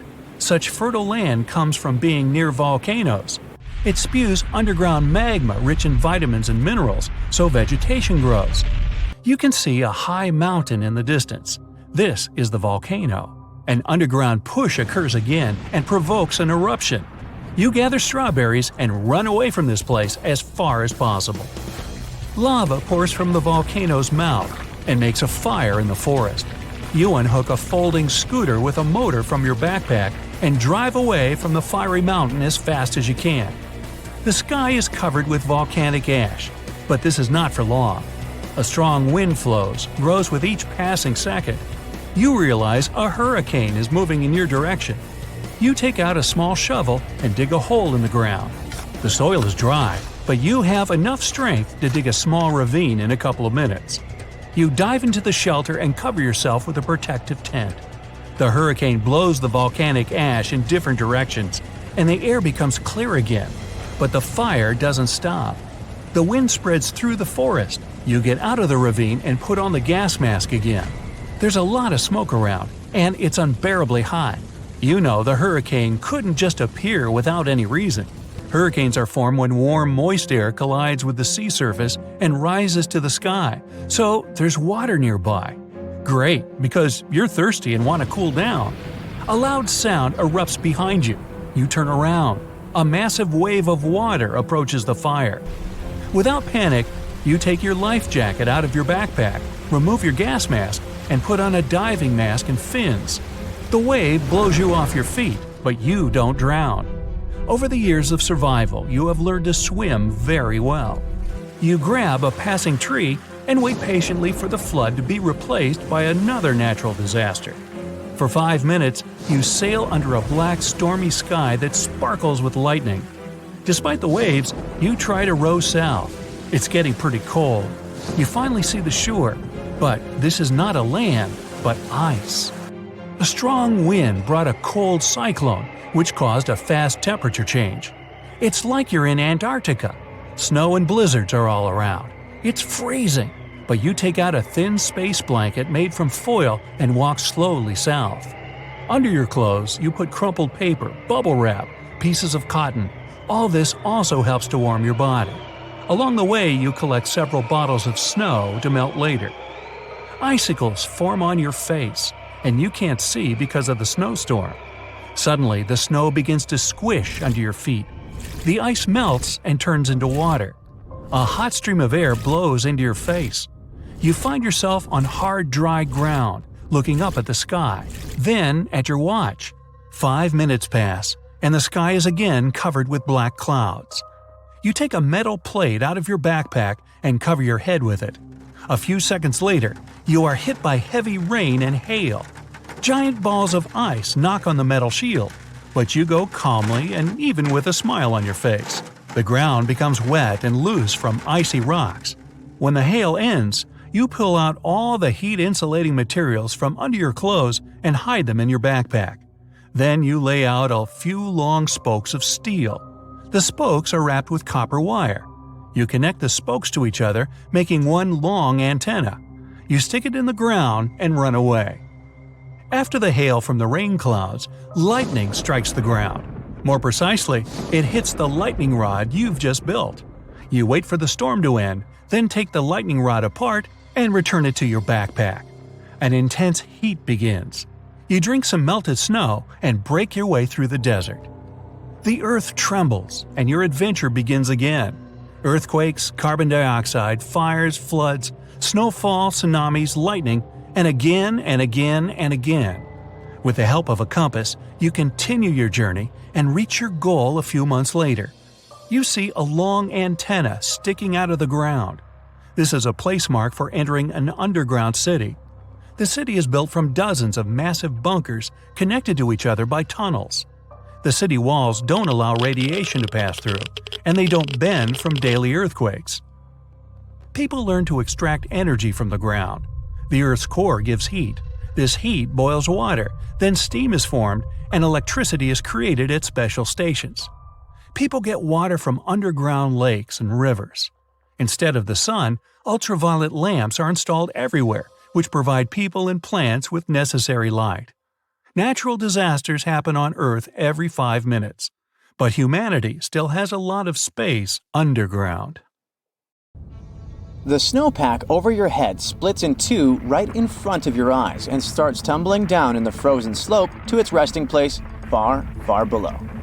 Anything in its way is crushed under the immense mass of snow and debris. You're witnessing an avalanche, one of the most dangerous natural disasters. But what if I tell you about another kind of avalanche, no less blood-chilling than the mountain one? And the most bizarre thing about it is that it occurs underwater.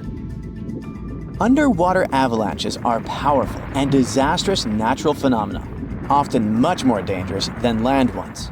They have the potential to wreak havoc on the entire planet, leading to catastrophic consequences. The most alarming thing? They occur all the time under the surface of the ocean, impossible to see, predict, and extremely difficult to measure. Such avalanches can get 100 times larger than land ones, and they pose a great risk to the world's communications, capable of leaving the entire planet without the internet. But we'll talk about it a bit later. First, let's go 60,000 years back into the past. We're near the northwest coast of Africa, ready to witness the colossal scale and devastating impact of a ginormous underwater avalanche. It started as a quite small underwater landslide in the Agadir Canyon. At first, it was just 0.35 cubic miles of material, but in no time, this mass increased more than 100 times in size while traveling across the Atlantic Ocean floor. As the avalanche sped up and grew, it picked up gravel, sand, rocks, and mud. It carved a devastating path through one of the world's largest submarine canyons, wiping out all forms of animal and plant life on its way. The disastrous flow was so powerful that it literally eroded a 250-mile stretch of the canyon, cutting hundreds of feet into its sides and damaging a total area of 1,740 square miles. That's the area of more than 3.5 New York cities. As for the force of the flow, it was so immense that it propelled massive boulders up the canyon walls to heights of up to 430 feet.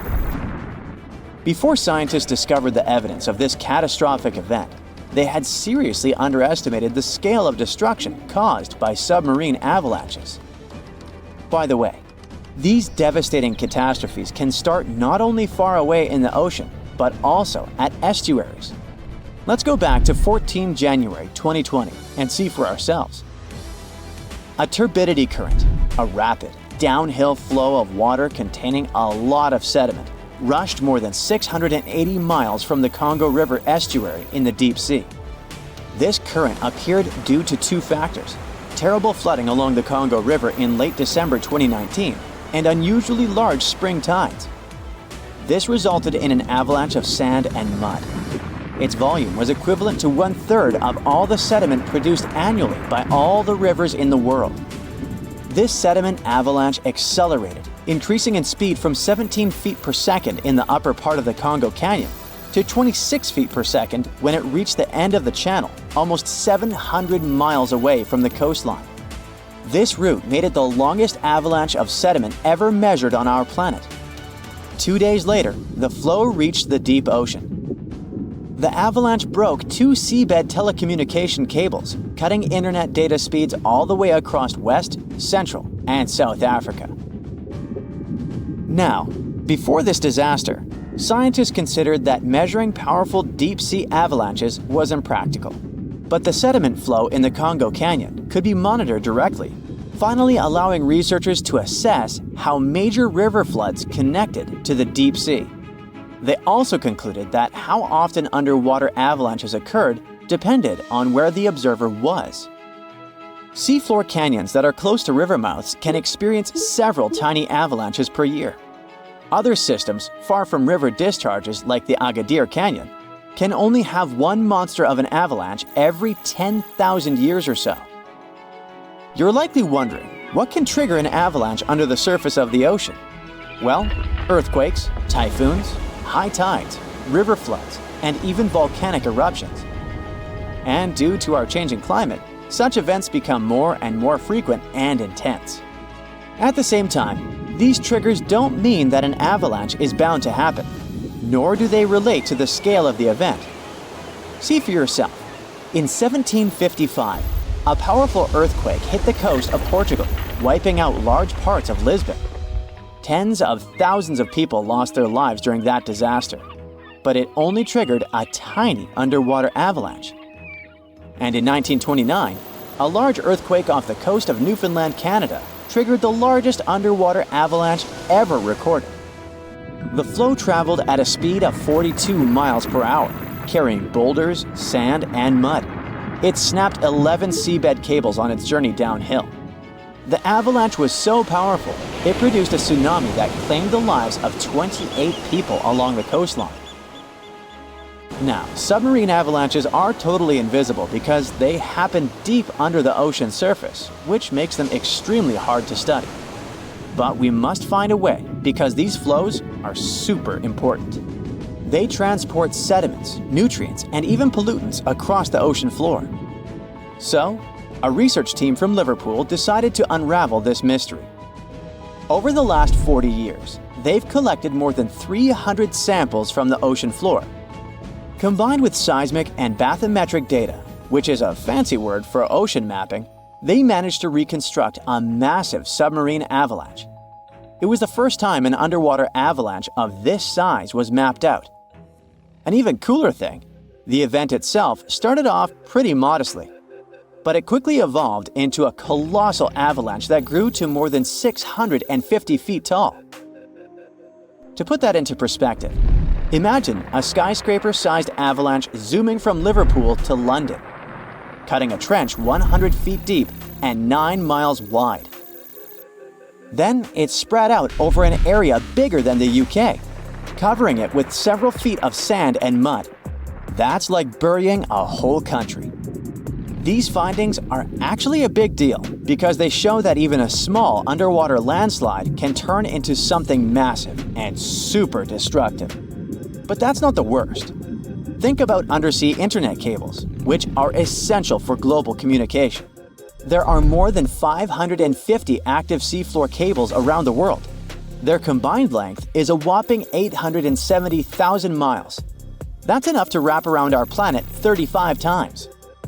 When a submarine avalanche breaks seafloor cables, the effects are usually super expensive and devastating. For example, in 2006, an earthquake in Taiwan triggered underwater avalanches that cut loads of seafloor cables connecting Southeast Asia with the rest of the world. The largest internet operator in China had a 90% loss of traffic to the USA at the peak of the event. As for Taiwan itself, it experienced between 74 to 100% loss in traffic to neighboring islands. So now you probably get why we need to learn more about this natural phenomenon. Luckily, researchers at Tulane University have found a way to study it in 3D. Previous studies only looked at submarine avalanches in 2D, which didn't give the full picture of how they actually behaved. The new research focused on how underwater flows interacted with mini basins, natural features on the ocean floor that look like shallow bowls. Despite being called mini, these bowls can be huge, up to 4 square miles. When turbidity currents flow into these mini basins, they don't just stop. No, they hit the far side and curl back around like water eddies in a stream. These swirling flows move the sediment around before it settles on the ocean floor. The size of the mini basin and the speed of the flow can change how the current behaves. If the basin is big and the current is slow, it starts to fill up with sediment. But if you crank up the flow speed or shrink the basin, the current starts to overflow, spilling over the basin. To study all this, the researchers created a mini version of a mini basin in a pool and used different speeds of flow to simulate turbidity currents. They even made their own sediment mixtures to see how different sizes of particles would behave. In the end, they managed to mimic real-life ocean conditions, but on a smaller, manageable scale. Pretty cool, huh? Imagine standing in the middle of Europe 40,000 years ago. The landscape is rough, cold, and unforgiving. Fast food is scarce, and there's no internet. Suddenly, from out of the woods steps a figure, stocky, strong, and with a face that is quite unusual. This human looks similar to us, but something about them is different. Their brow is heavy, their nose is broad, and their body seems to be built to fight nature itself. Well, congrats! You've just met a Neanderthal. You might have thought that Neanderthals were basically ancient humans, but that's not really true. We come from the same genus called Homo, but we, all modern humans, belong to one same species called Homo sapiens. However, there used to be lots of human species before, and Homo neanderthalensis was just one of them. And they actually were kind of cooler than us. So what in the world has happened to them? Neanderthals lived for a long time, for about 360,000 years, across Europe and parts of Asia. 40,000 years ago, the place we now call southern Italy was sitting on top of a huge disaster, a massive supervolcano called Completeness. This big boy is huge, about 9 miles wide. That's about 10 to 20 minutes in a car to get across it all. But there were no cars then, remember? At the time, it was quiet for a while, but one day, suddenly, it blew in what became one of the biggest volcanic eruptions Europe had seen in 200,000 years. The catastrophe was so crazy that ash, gases, and debris altered the climate across the entire continent. What comes next is usually called a volcanic winter. Average temperatures drop, the sky gets darker, and life becomes even harsher than it already is. The eruption, known as the Campanian Ingumbrite, caused Europe to cool by as much as 7 degrees Fahrenheit. Doesn't sound like much? Well, the drop of even 1 degree would cause winters to become harsher, causing horrible snowfall, rains, and floods. Crops would struggle to grow, leading to food shortages. The weather would go wild, too, with storms and droughts. Hey, kind of like now. Except multiply this by 7. Events like these caused some huge chaos in modern times. You can imagine what it did to the Neanderthals. But in reality, a simple volcanic eruption shouldn't destroy an entire species, right? Well, yes. The truth is, the Neanderthals were already hanging by a thread back then, and all because of us. They've been in a tough spot for a while. They lived in places that are now parts of Europe, Western Asia, and the Middle East. Modern humans, us Homo sapiens, entered Europe and were giving them some serious competition for food and shelter.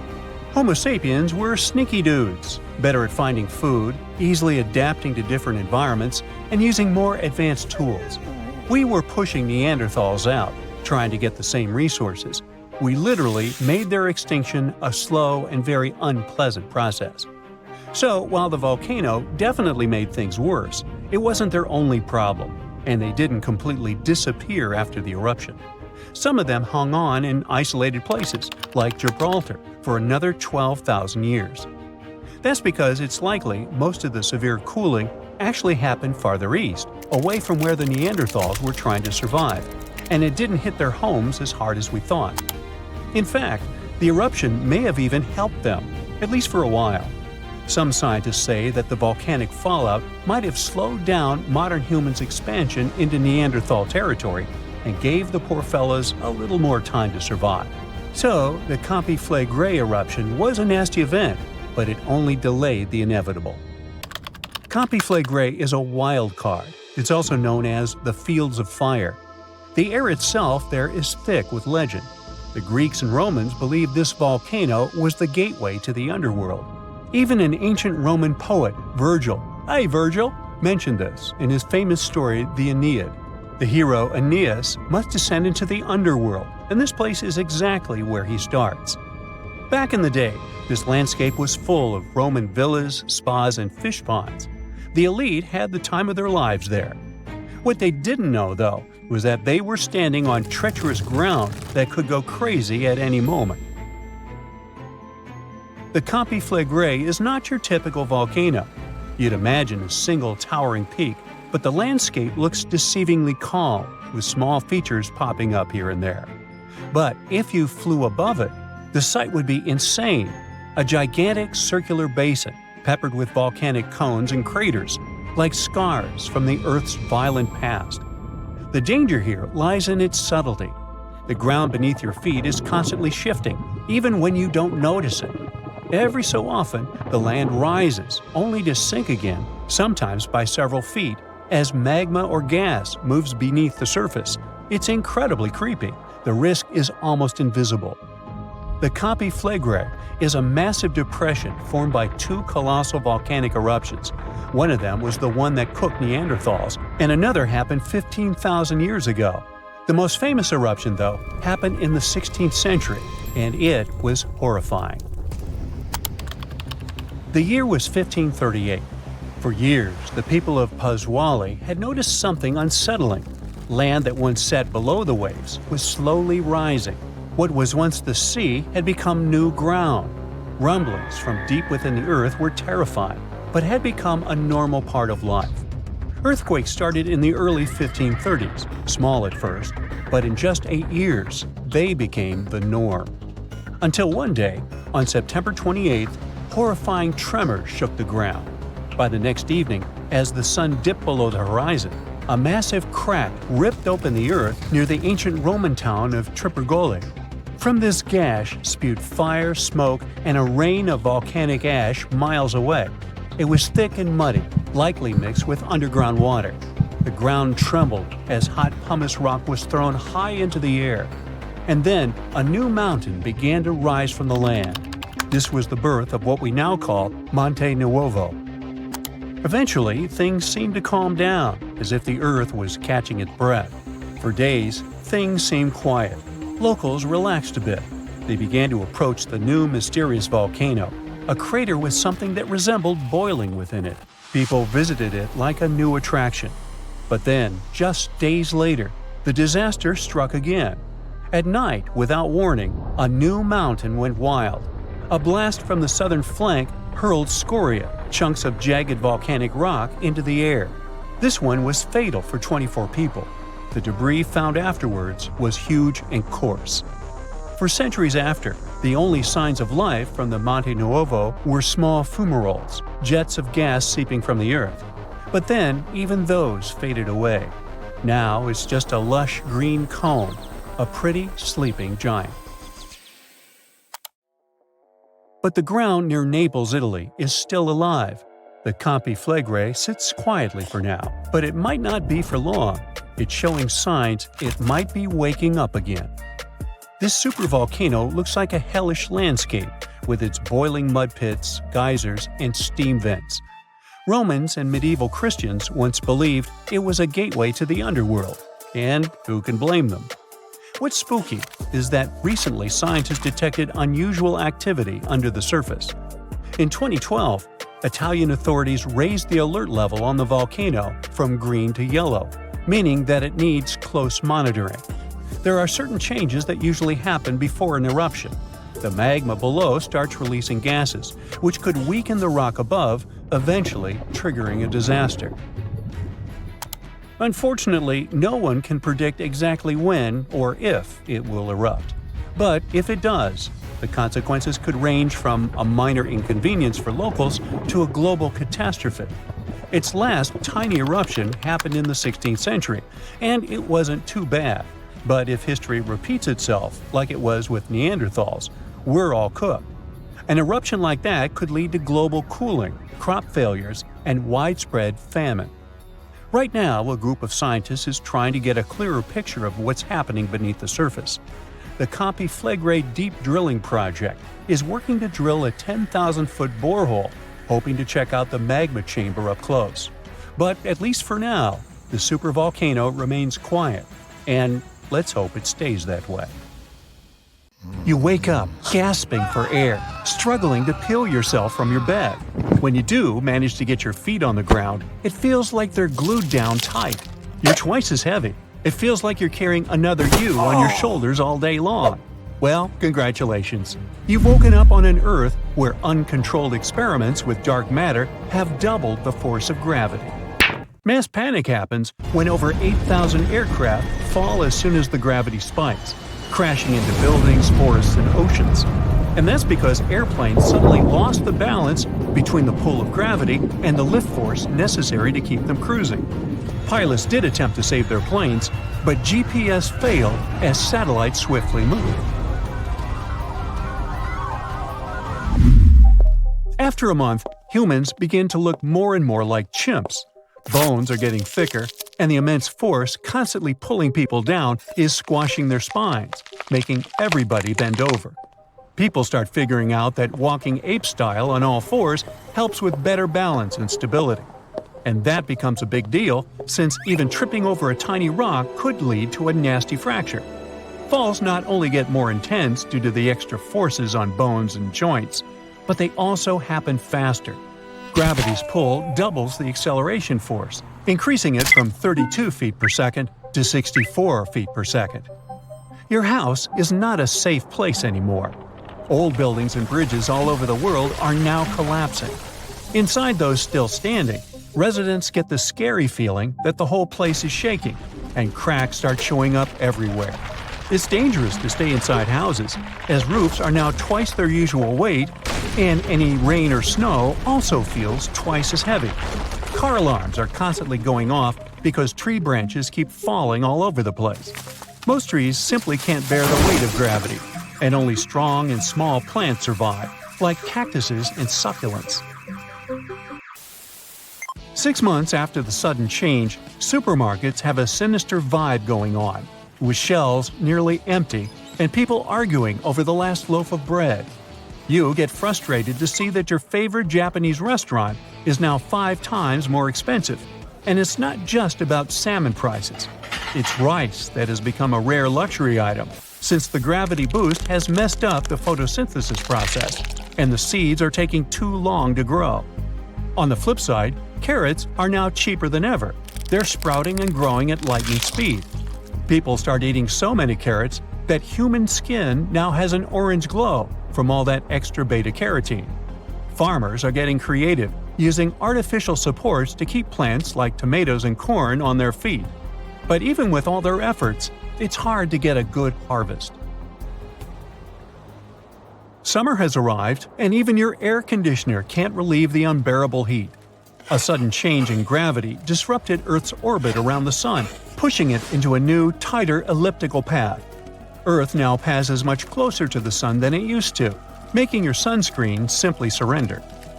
The Moon's orbit has also had some dramatic changes, leading to more dangerous and extreme tide patterns. High tides are now higher and low tides are lower. This shift has also triggered widespread volcanic eruptions and earthquakes on an unprecedented scale. Earth's crust starts to rupture across vast areas, unleashing planet-wide lava flows so intense that living on Venus begins to sound like a pretty good idea. 5 years later, people notice that puppies are begging for food twice as much, but they are taking more time to grow. Breeds like beagles look thinner and their leg bones are getting heavier. Even insects, such as locusts, now have thicker hind legs to keep those jumps going. Sea creatures are being crushed by the much greater weight of the water around them. That's not a big deal for animals used to deep ocean pressures, like the anglerfish, but crabs and lobsters are really struggling since they live in shallow waters.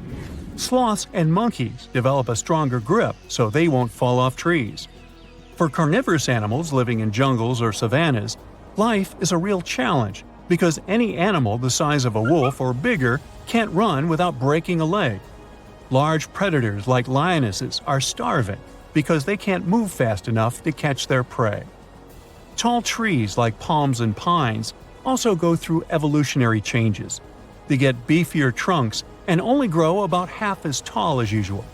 This way, water and nutrients can travel from the ground up to their leaves without struggling against gravity so badly. 10 years have passed since gravity increased.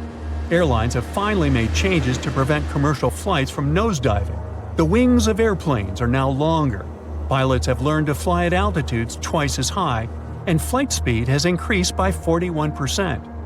To avoid people getting extremely nauseated and dizzy during takeoffs and landings, seats are now fully horizontal, like first-class bed-like setups, specially designed to minimize the nasty effects of gravity times 2.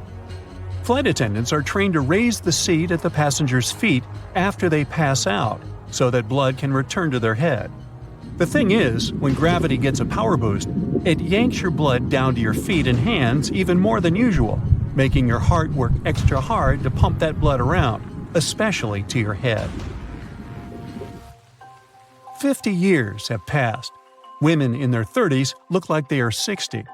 Higher gravity decreases collagen synthesis, so even though they're still young, They're dealing with more wrinkles and fine lines, and their skin has already lost a big part of its elasticity. Wounds as small as a pimple pop or a paper cut also take much more time to heal. So people are excited about the creation of a Band-Aid made from fish skin from cod or tilapia that promotes local blood circulation and speeds up the healing process. People have also got used to wear exoskeletons made of titanium, which support and enhance the wearer's strength. This technology features cool joints at the places that copy humans' natural movements, giving people more flexibility and letting them move around more easily. Prototypes of personal flying devices start popping up after 100 years. The Gray Flyer is like a jetpack made of carbon nanotubes, making the structure strong without adding much weight. Instead of using fuel for propulsion, the device has these super-thin but high-tech solar panels.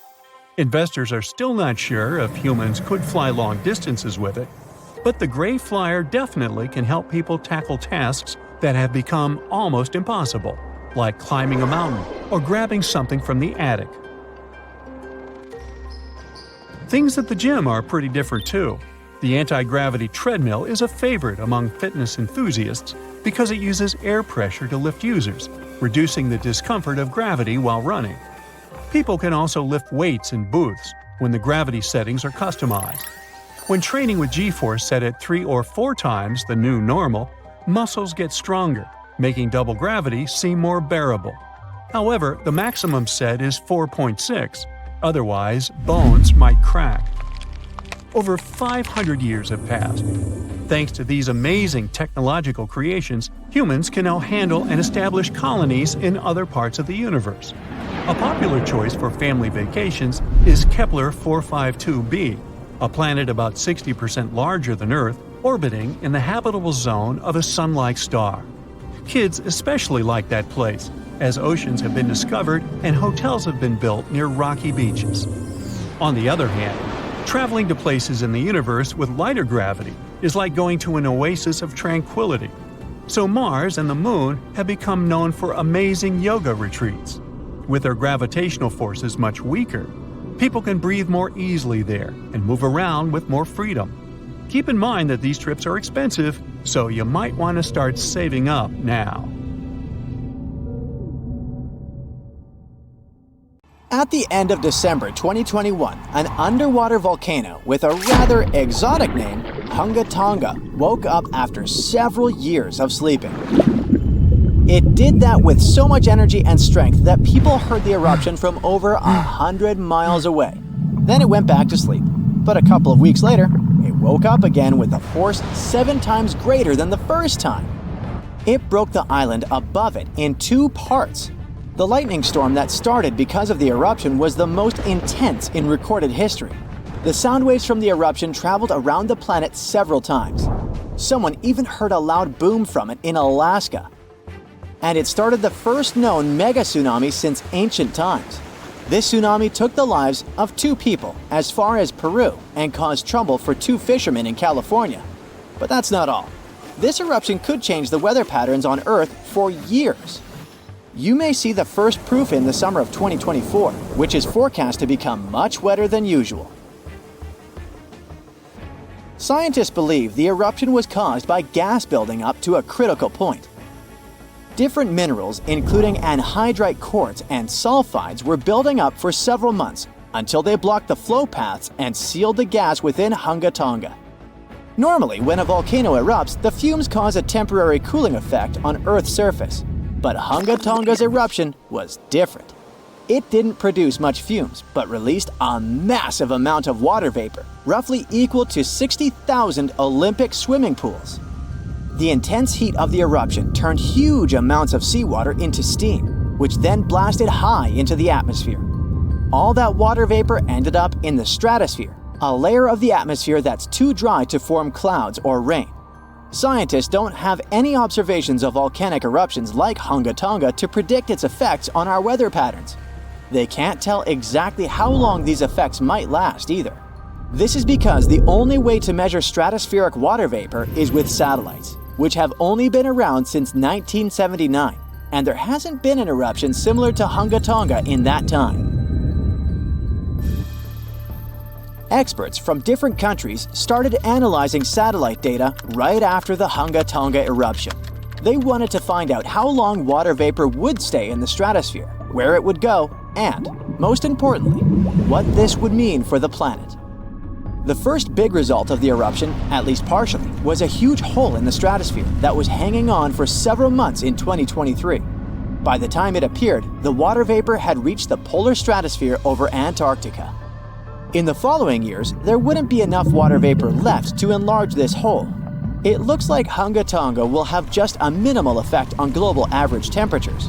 But there are some surprising, lasting regional impacts. One of the scientific models forecasts colder and wetter winters for northern Australia until about 2029. In North America, it predicts warmer winters, and Scandinavia could have even colder winters. This is just one study though, and one approach to understanding how the eruption of Hunga Tonga can change our weather. We do have at least one example from history when a volcano eruption changed the world. Over 2 centuries ago, in 1815, Mount Tambora erupted and caused the year without a summer. In the following year, the winter was unusually cold and wet weather across Europe and North America.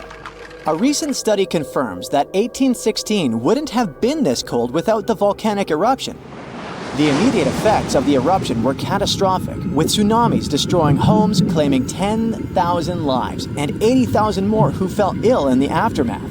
The eruption of Mount Tambora was one of the strongest in the last 1,000 years. It had ejected an enormous amount of sulfur dioxide into the stratosphere, which quickly spread across the world.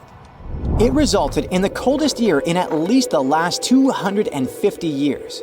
In May, frost wiped out most of the crops in New York, Massachusetts, New Hampshire, and Vermont. By June, heavy snow covered the ground in Albany, New York, and Dennisville, Maine, and New Jersey had 5 straight nights of frost.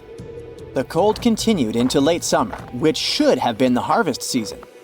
In July, lakes and rivers were still frozen as far south as northwestern Pennsylvania, and frost stayed in Virginia until late August. Temperatures would drop from above normal summer highs to near freezing within just a few hours. The weather was completely unpredictable.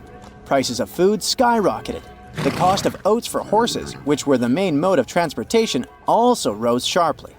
Some people believe this situation inspired Carl Drees to invent the bicycle in 1817 as an alternative transportation method. Tambora changed weather patterns completely for not just 1, but 3 years. The whole planet got colder, and as crops failed, probably at least 1 million people starved.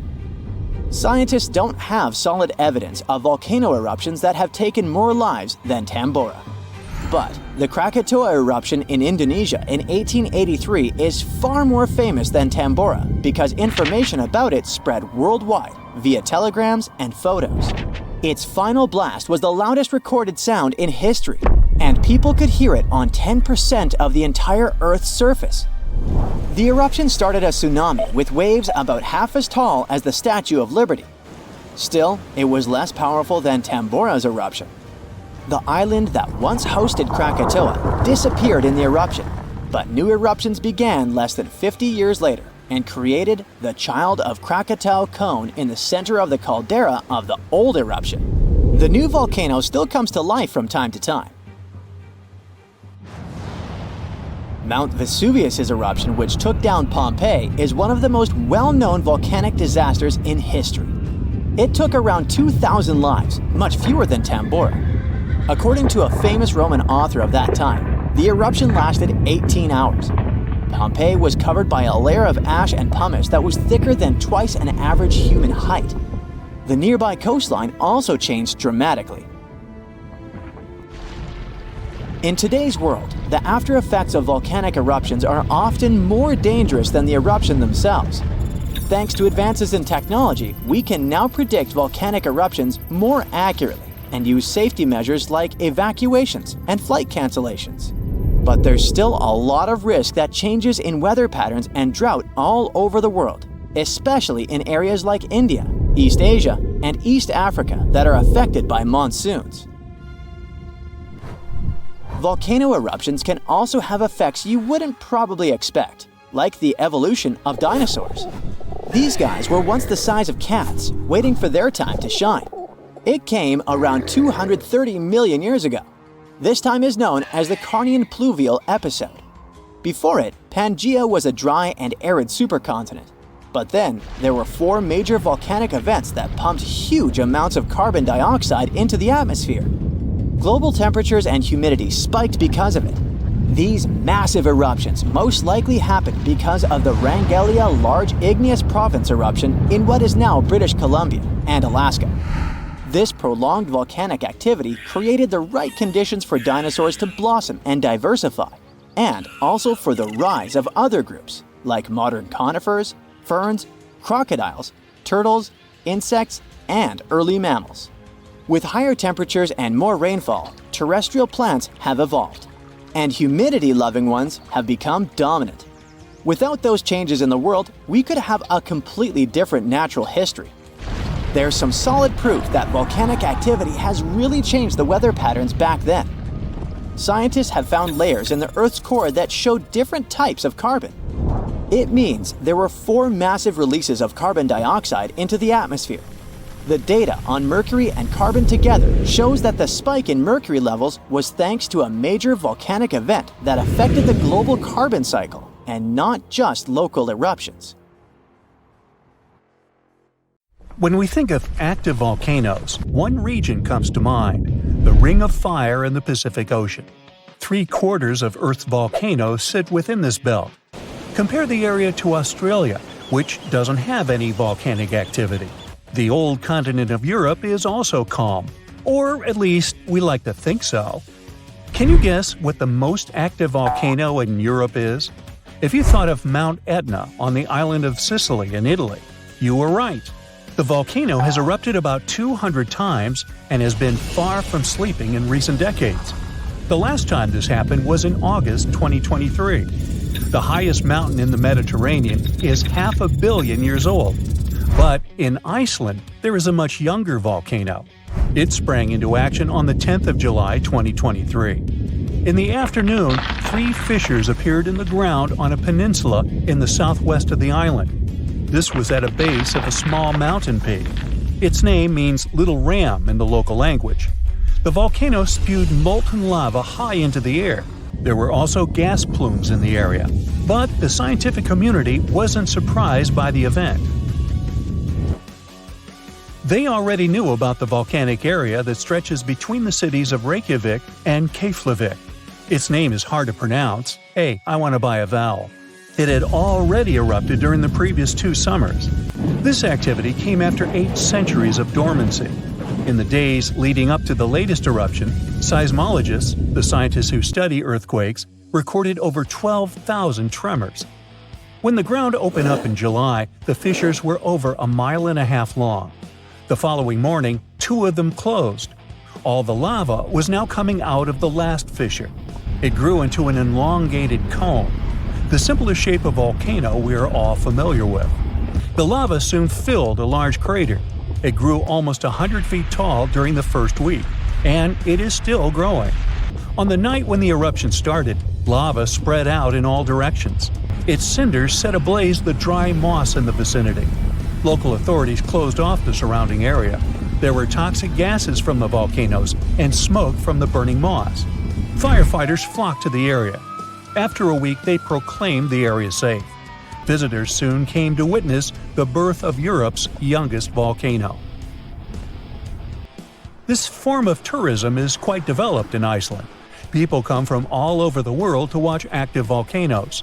The land of fire and ice is home to more than 130 volcanoes.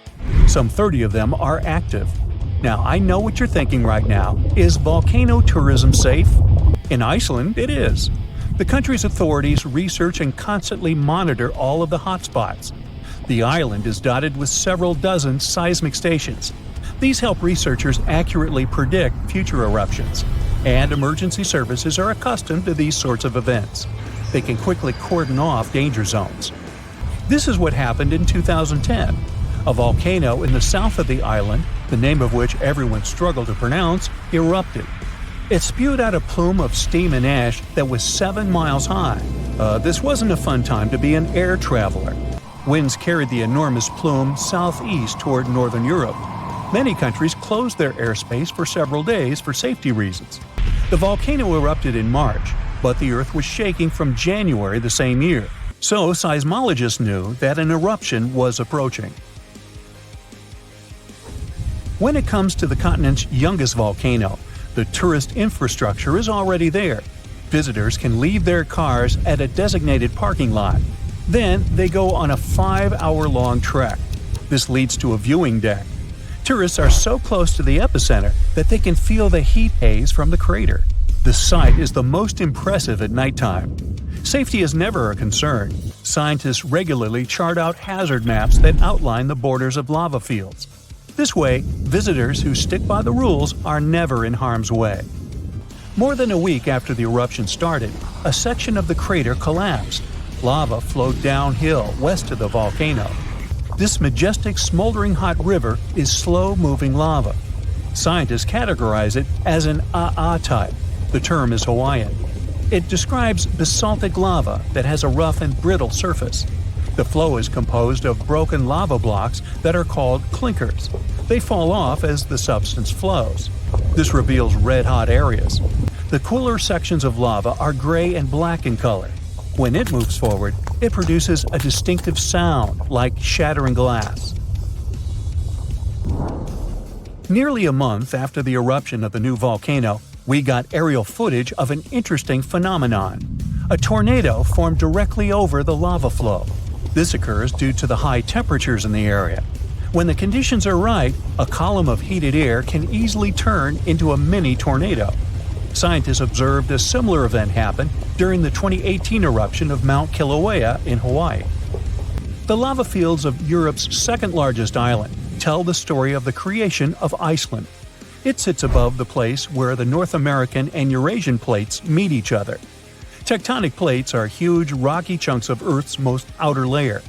There are roughly 20 of them. They rest on a partially molten layer of rock. All the lava we see on the surface starts its journey here.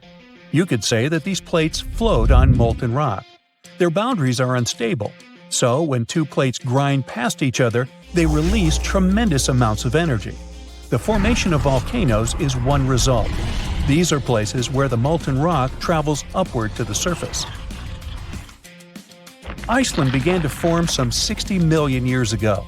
The tectonic plates under the ocean drifted apart. Enough lava piled up on the surface to create solid ground. This ancient rock is under the waves today.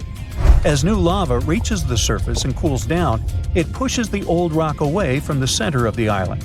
That's why the oldest parts of Iceland aren't 60, but only 16 million years old. The country's active lava fields are young in geological terms. Some of them are under 1,000 years old. Scientists consider the island a hot spot for volcanoes, pun intended. Nearly a third of the basaltic lava that reaches the Earth's surface in recorded history came from Icelandic eruptions. Fissure swarms, like the ones before the 2023 eruption, cover 30% of the Nordic country. For this reason, only a quarter of the island is inhabited. Norse Vikings were the first people to settle in Iceland at the beginning of the 10th century. Nature threw them a loud welcoming party. Just a few years after their arrival, they witnessed one of the greatest volcanic eruptions in history. Vikings came from a region without volcanoes, so they had no clue as to what was going on. Today, Icelanders are used to such events. This is good because their homeland is entering a new era of volcanic activity. Volcanologists suspect that recent events are an introduction to decades of more frequent eruptions. The peninsula that is home to Earth's youngest volcano is just 17 miles southwest of Iceland's capital city. It's been dormant for a long time. Present-day eruptions there are a reminder that the natural processes that created Iceland are still ongoing. Recently, scientists discovered that there's a historical link between volcanic eruptions in the north of Europe and glaciers. Our planet went through at least 5 major ice ages. These were exceptionally lengthy periods when the average temperature on Earth dropped. The result was the expansion of ice sheets across northern Europe and North America. The last ice age ended some 10,000 years ago. Researchers are still trying to fully understand how these glacial periods affected volcanic activity. They suspect that the sheer weight of all that ice disrupts the flow of magma underground. When glaciers retreat, the pressure is lifted. This makes it easier for lava to flow upward to the surface where it bursts.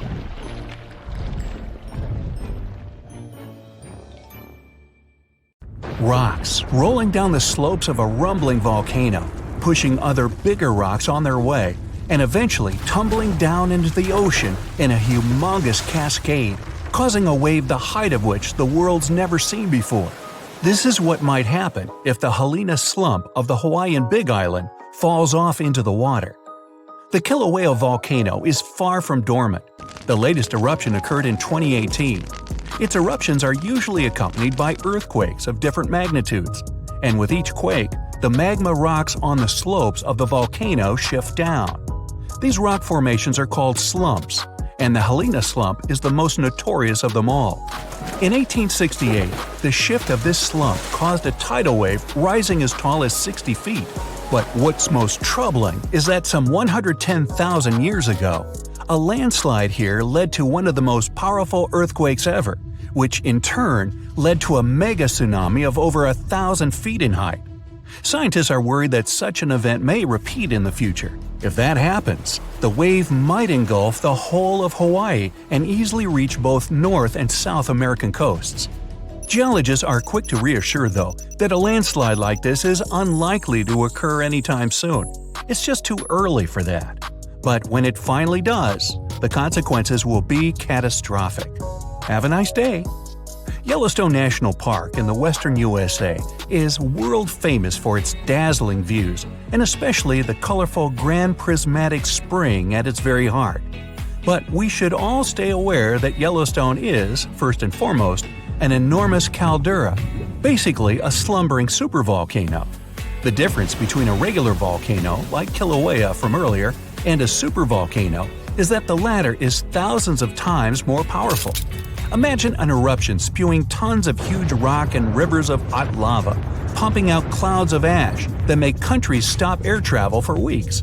And now multiply all of this by 1,000. This is what a Yellowstone eruption would look like. At first, a huge area in the middle of the national park would shake, crumble, and then blast upwards in a megaton explosion. Lava flows and magma rocks would cover the area of about 40 square miles, roughly half of Washington, D.C. But the greatest danger is the volcanic ash. The ashen plume would rise miles above and get carried by the wind in every direction. Since the eruption would be far from ordinary, the spread and damage would also be much greater than usual. The ash is thick and heavy, so it would cover a vast area in a blanket, destroying crops and even buildings. Worse still, it would spread in the air and block out the sun, leading to a drastic drop in temperature and an artificial winter. Even regular volcanoes can lower temperatures worldwide by a few degrees. A supervolcano may potentially cause a new ice age. Luckily, the chances of Yellowstone supervolcano erupting in the near future, or at all, are extremely low. There have been only 3 of those in the history of Earth, and there's no evidence such a disaster should repeat. Scientists estimate the probability at 0.00014%, which is lower than the chances of an asteroid wiping us all out.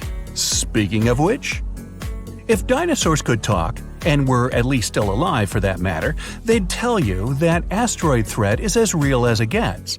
Scientists at NASA say they've tracked 90% of all near-Earth asteroids of significant size, and none of them are a matter of any concern. But there are still the other 10% in the great unknown. What's more, asteroids can change their line of flight because of the pull of other celestial bodies and eventually turn our way. Lucky us! Now, if an asteroid big enough, like a mile across, hits the Earth, it will first cause an explosion powerful enough to erase a dozen big cities in a matter of seconds. Then the impact will raise a cloud of dust and debris that will block out the sun, just like the ash cloud from a volcano, and cause a centuries-long winter on the whole planet. But even if it falls into the ocean, which is more likely, a resulting wave will rise several miles high, washing coastal cities off the face of the planet. but at least there won't be a new ice age. Although scientists are pretty sure there's no such threat in the near future, it can't be ruled out completely, and humanity needs at least 5 years to prepare for this event. If a big near-Earth asteroid suddenly changes its course and turns right toward our planet, we won't stand a chance against it. Disaster movie, anyone? A much more probable calamity, though, rests right beneath our feet. It's the San Andreas Fault in California.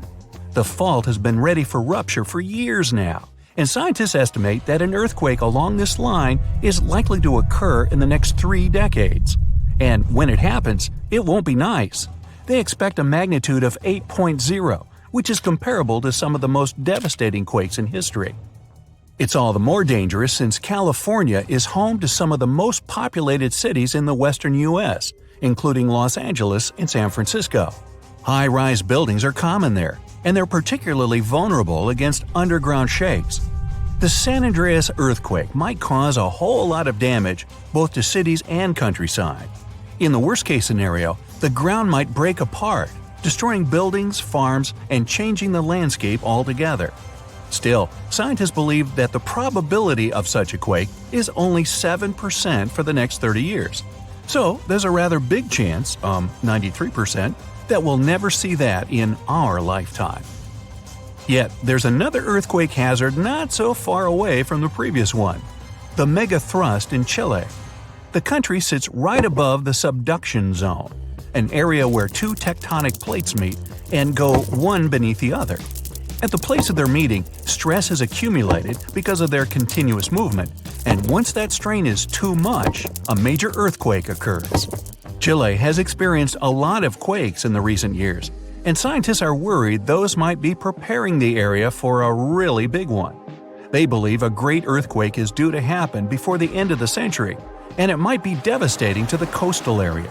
Even smaller quakes caused tsunamis that flooded the west coast, and a huge one like that is likely to raise a wave of incredible height. On the bright side, Chile now knows to prepare in advance for the coming natural disasters, and geologists are pretty sure people will be able to evacuate before the earthquake strikes. In September of 1859, astronomer Richard Carrington was looking at the sun and suddenly saw a bright flare on its surface. He made a note of it in his records, but only realized how important it was a couple of days later. The energy from that flare reached Earth and struck it directly, causing northern lights to appear above Cuba and burning telegraph lines all around the world. This was dubbed the Carrington event, and it was a solar storm. Such storms hit the Earth fairly often, but none of them were so powerful as the Carrington event, neither before nor after. But in 2012, astronomers registered a similar solar flare whose energy nearly hit our planet once again. If it had been just a week earlier, we'd have been in big trouble. Today, humanity relies on electricity in almost every aspect of life, and a powerful solar storm would mess with the electromagnetic field of Earth a lot. All electric appliances would either shut down or short-circuit, and huge transformers powering basically everything would go out of order for good. It would take years to repair them, and the cost of such a massive blackout would count in trillions of dollars. The worst of it is that science is almost unable to predict solar storms, and even if we could know about them in advance, we'd be powerless to stop them. The flare happens in a matter of seconds, and it takes about 8 minutes for the particles to reach the Earth's atmosphere, causing the disturbance. The power outage would come a bit later, in a day or so, when a massive cloud of plasma gets to our planet. At the moment, there's no protection against solar flares, and the chances of one powerful enough to cut all of our electricity in the next few years are quite high, about 12%. The only good thing about all this is that we now know of such a possibility and can at least prepare in advance. Hey, don't forget to pack some underwear and socks. You'll always need those. Back in 2018, the biggest active underwater eruption ever happened, at least the one that we could officially record. Scientists followed earthquakes that struck the area in the western Indian Ocean off Madagascar. Between 2018 and 2021, over 11,000 earthquakes struck a small island called Mayan between Madagascar and Mozambique. The strongest one had a magnitude of 5.9. Until then, this area had been pretty peaceful. There had only been 2 earthquakes recorded over 50 years. Along with regular earthquakes, there were also some unusual seismic hums, like earthquakes at pretty low frequencies, forming deep underground. People couldn't feel those hums at the surface, but researchers around the world discovered them and realized they were related to volcanic activity no one actually noticed coming. Something strange happened. That underwater eruption created a giant skyscraper-sized volcano. This new underwater volcano turned out to be around 1.5 times the height of One World Trade Center in New York, and almost 10 times bigger than the Statue of Liberty. The area where it appeared had been explored in 2014, but it was almost flat, peaceful, and empty back then. Now, there is an actual volcano nearly 8,500 feet below sea level. The volcano gets its magma from a super profound reservoir located nearly 34 miles underground. It's the deepest reservoir of volcanic magma that we know about. The Earth has layers, and the middle one is kinda chunky. It's very much like peanut caramel filling many chocolates have. Research shows there are probably hunks of oceanic crust deep inside the Earth's liquid mantle. They're stuck there, creating large lumps in something that was supposed to be a smooth layer. Our planet has a rigid outer layer. It includes a hot upper mantle and cracked crust. The hot mantle moves and churns all the time, making the crust at the surface move too. This way, the oceanic crust dives into the depths and makes huge magma plumes go up toward the planet's surface. Scientists even found an ancient piece of the Pacific Ocean hundreds of miles underneath China. Those are the old remains of the Pacific seabed from long ago, and they were pulled downward below Earth's surface into the mantle transition zone. This rocky slab that used to be at the bottom of the ocean is made of the crust and some solid parts of the upper mantle.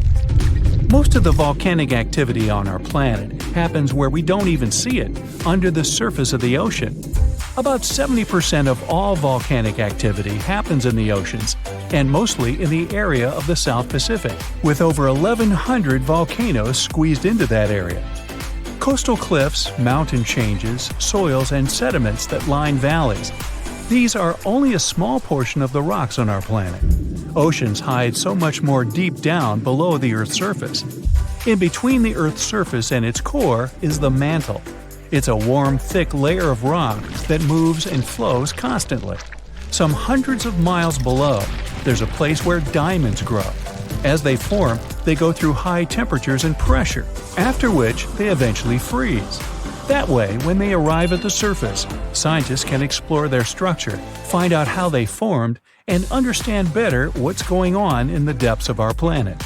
Thanks to diamonds, they realized the mantle was very wet, and it possibly contained much more water than all the oceans on Earth. Our planet is eating up its own oceans. As its tectonic plates move, dive, and go beneath one another, they drag huge amounts of water into the Earth's interior. The water beneath the surface of our planet can help with developing magma and lubricate faults, which actually makes earthquakes more likely to happen. Water is actually stored in the minerals. It gets incorporated into the planet's crust when new oceanic plates form.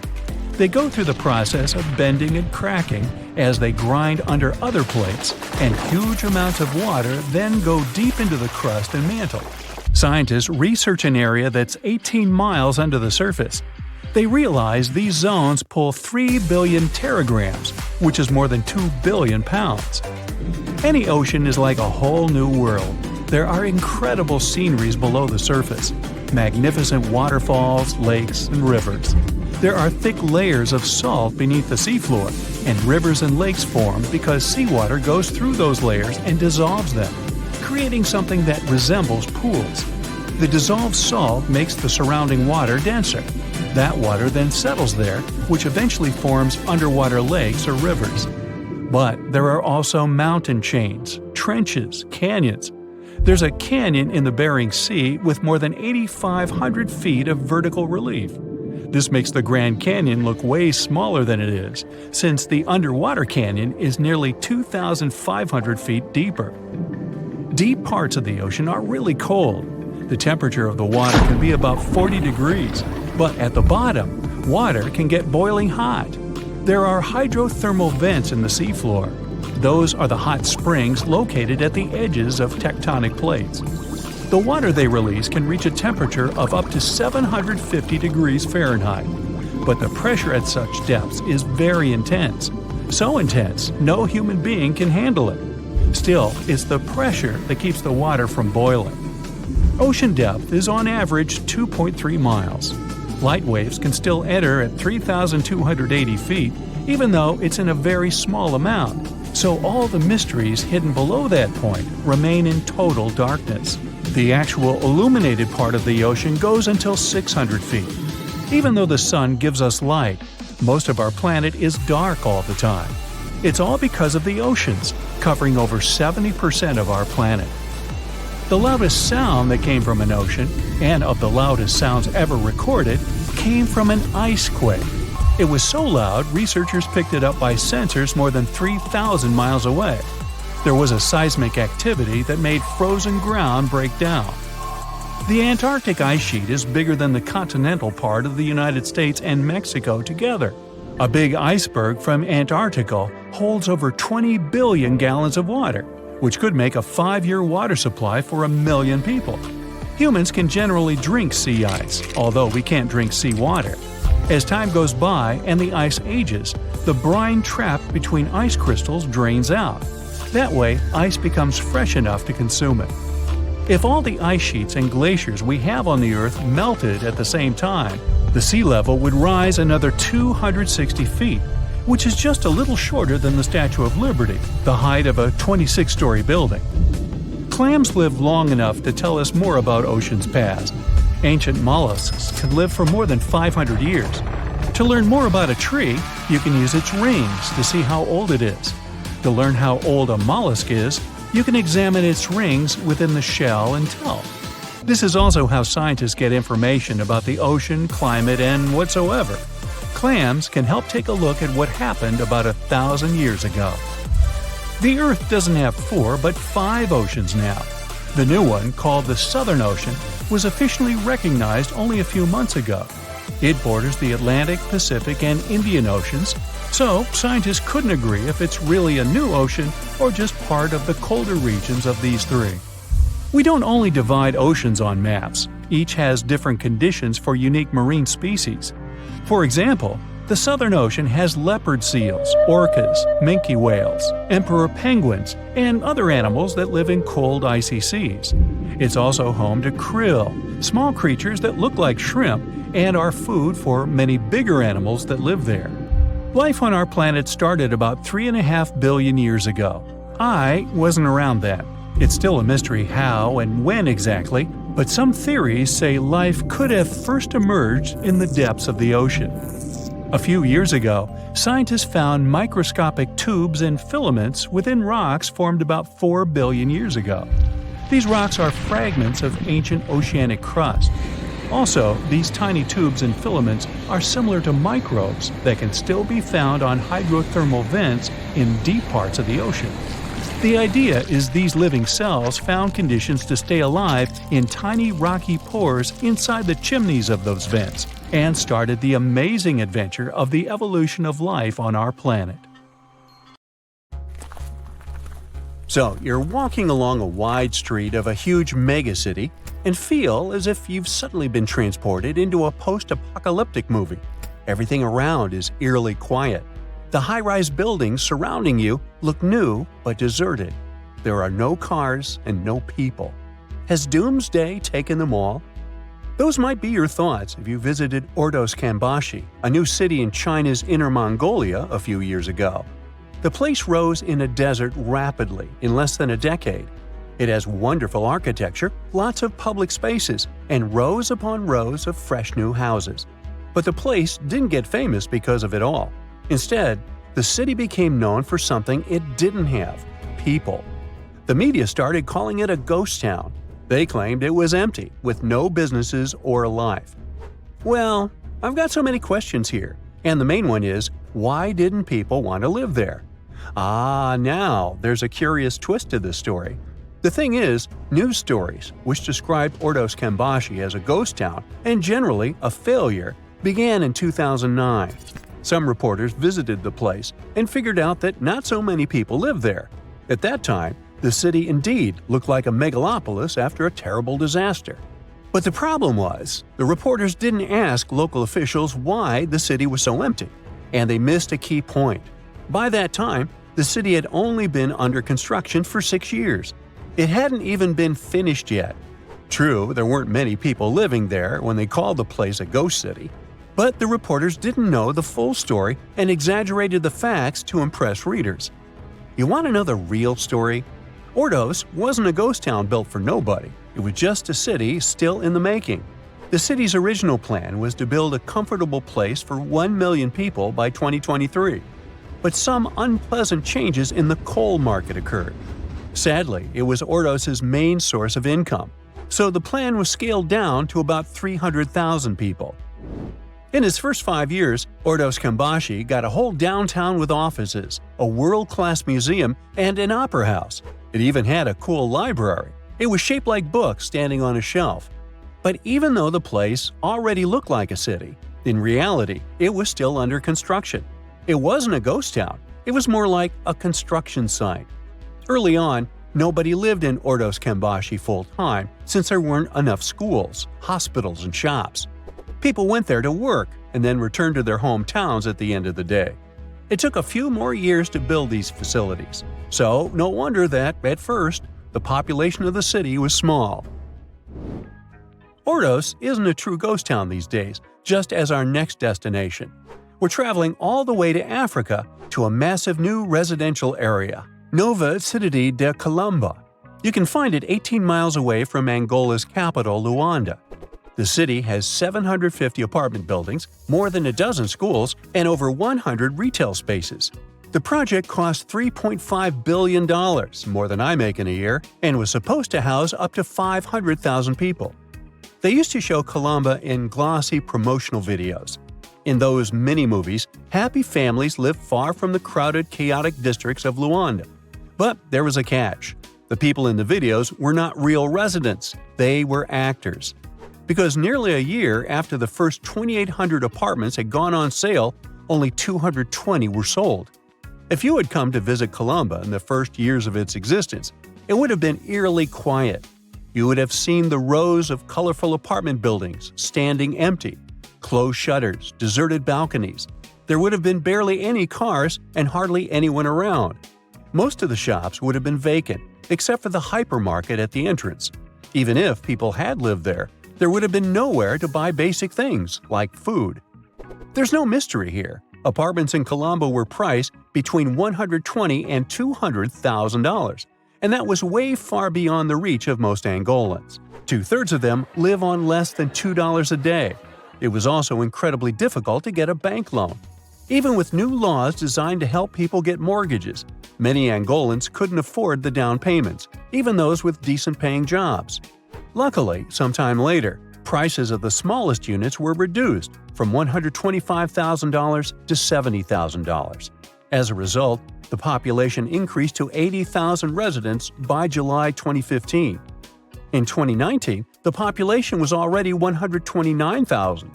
As for 2024, Colomba has become a desired destination for middle-class Angolans. Meanwhile, it's time to visit the next place on our list of post-apocalyptic megacities. Imagine walking down cobblestone streets with lines of charming old-style homes on each side. You pass Edwardian houses and Victorian terraces.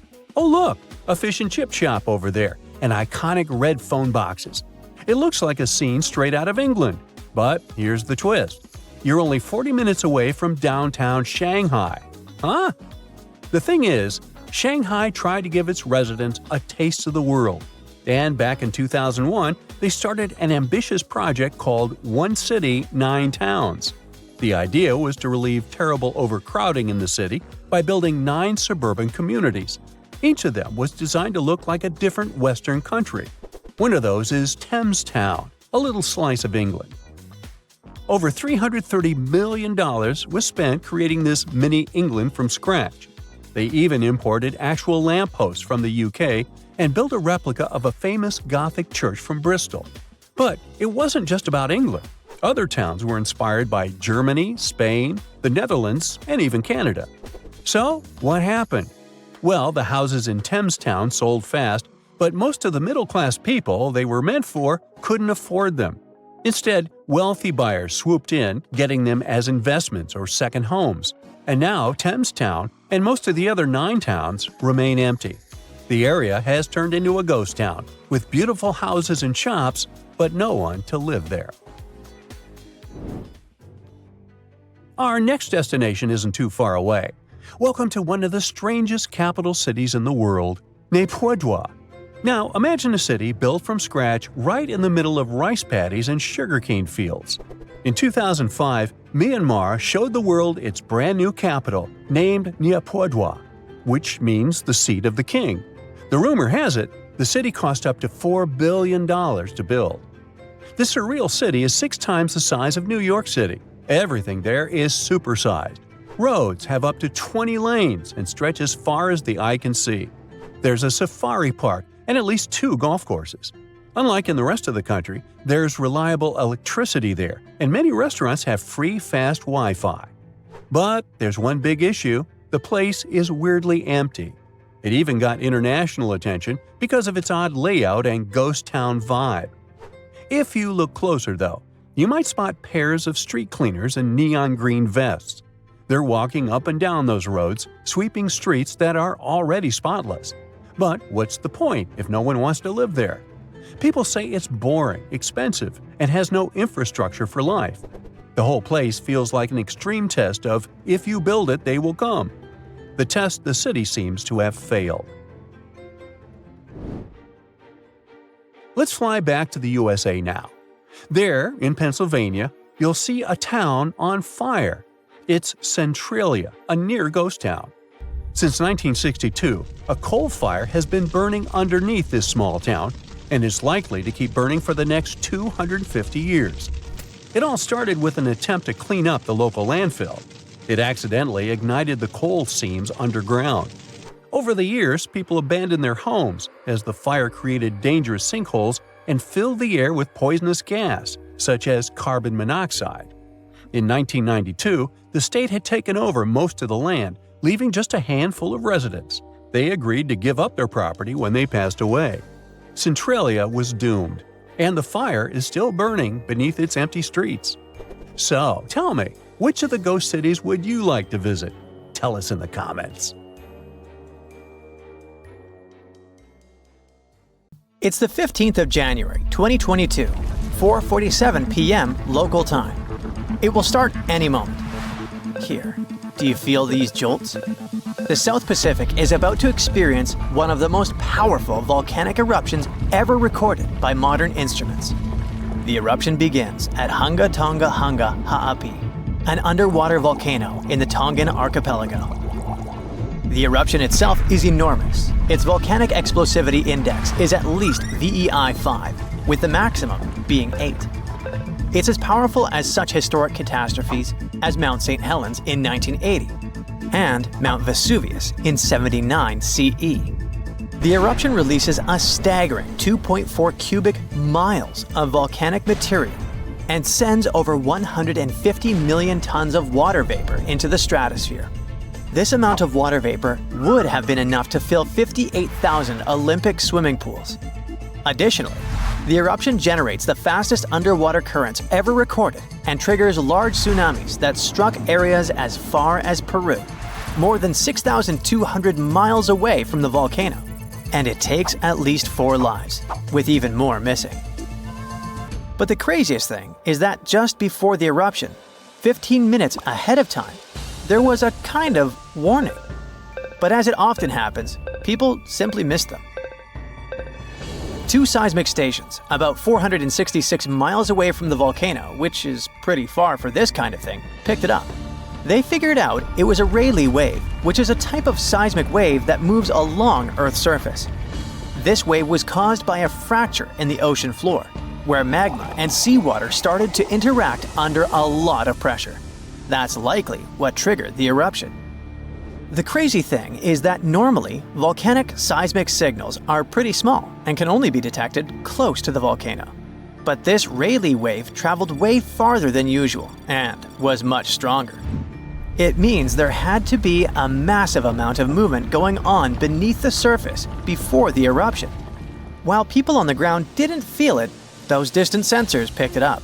And this discovery is great for identifying volcanic threats earlier in the future and for improving early warning systems. If scientists can detect these seismic precursors, they could give a heads up before an eruption happens. That would give people time to evacuate and reduce the chances of injuries or property damage, especially for underwater volcanoes like this one, which can also trigger fatal tsunamis. Now, the eruption was big, but its impact was mostly contained. However, this discovery underlines how important seismic data is for predicting and preparing for these disasters. Even though this precursor wasn't used to issue a warning during this eruption, the idea that we could use this kind of information in real time during future eruptions is really promising, especially for underwater eruptions, which apparently might give us more warning time than we thought. Even though we wouldn't have been able to hear that precursor warning signal, there is a sound so loud it could actually finish you. And while such sounds are incredibly rare, the loudest noise ever recorded was indeed fatal to those who were close enough. On 27 August 1883, the eruption of the Krakatoa volcano in Indonesia created the loudest noise ever measured. It's thought to have been an astonishing 310 decibels at the source. To put this in perspective, a hand drill produces the sound of 98 decibels. The noise produced by a jet engine measures 140 decibels. And the sound of 180 decibels is capable of destroying your hearing tissue. So, the sound Krakatoa produced reached more than 170 decibels at a distance of 100 miles. And sailors aboard a ship just 40 miles from the eruption had their eardrums burst from the sound. The explosion's reverberation was so powerful that it was heard 3,000 miles away. In fact, at a farm in Alice Springs, Australia, over 2,200 miles away, sheep farmers reported hearing what they thought were gunshots. The sound from Krakatoa traveled around the world multiple times. Although no one heard the explosion beyond 3,000 miles, spikes of atmospheric pressure were recorded in places as far away as Canada and England. Those must have been the sound waves produced by the eruption traveling around the globe. Sound above 150 decibels can potentially cause life-threatening harm. In particular, sounds between 170 and 200 decibels can result in lethal conditions, including burst lungs. Anything over 240 decibels could cause fatal injuries, and you don't even want to know what those are. I'll just say that those sometimes happen to cartoon characters, but rarely to people. The scientific explanation behind this is that sound is essentially a wave of pressure, which can travel through both solids and liquids. And, in the case of an incredibly loud sound, pass right through the human body. If the pressure from such a sound is high enough, it can rupture eardrums and internal organs, causing significant and often fatal damage. Now, you probably know how volcanoes sometimes have small earthquakes before they erupt. Well, they often produce this weird sound called a harmonic tremor. The sound kind of hums, and the frequency of the hum gets higher and higher until it suddenly stops just before the volcano erupts. The sound has been recorded at a bunch of volcanoes around the world. But the thing about Redoubt Volcano in Alaska is that its tremor is so intense, people can actually hear it. It's like the volcano is letting out this crazy scream right before the eruption. According to a geophysicist at the University of Washington, the frequency of Redoubt's harmonic tremor is so high that it is barely perceptible as a low bass hum, and that's at its highest pitch. All because the pitch of Redoubt's tremor exceeds that of any other recorded volcano. It questions the limits of the existing models used to explain these phenomena. That's why researchers had to propose a new model to account for these unusually high-pitched tremors. Most volcanoes produce sound when magma bubbles vibrate as they rise through cracks in Earth's crust. But in the case of redoubt, scientists believe that the harmonic tremor and associated earthquakes occur when magma is forced through a narrow opening under immense pressure. The thick magma sticks to the rock surface inside the conduit, a channel or a pipe that carries magma from a reservoir or chamber to the vent. As the pressure builds, the magma moves upward. This makes it stick again until the pressure forces it to move once more. These sudden movements cause small earthquakes, which, as the pressure increases, occur more rapidly and blend into a continuous rising noise. So it's actually the rocks making the sounds. This new model is important because it could help scientists better understand the eruptive cycles of volcanoes like redoubt. It could also serve as a limited early warning system. By the time redoubt began to scream like this, the volcano had already been erupting for a few days. So the tremor might only provide a few minutes or hours of warning before the next explosion. The harmonic tremor at redoubt reaches an extremely high frequency, then falls eerily silent before the volcano erupts again. This pause occurs when the earthquake activity slows down and the two sides of the fault slip smoothly against one another. Maybe that's when even earthquakes can't keep up anymore. The new model may also apply to other volcanoes, such as the Soufriere Hills volcano on the Caribbean island of Montserrat. The research team is now planning to investigate why the pressure at redoubt is concentrated in one specific spot. To move ahead in their research, the scientists have created 2 recordings of redoubt's seismic activity. The first, a 10-second recording, compresses about 10 minutes of seismic sounds and harmonic tremors, sped up 60 times. The second, a 1-minute recording, condenses roughly an hour of activity, including more than 1,600 small earthquakes that had occurred before redoubt's first explosion with harmonic tremor. These recordings could provide crucial insight into the dynamics of volcanic eruptions and the signals that precede them.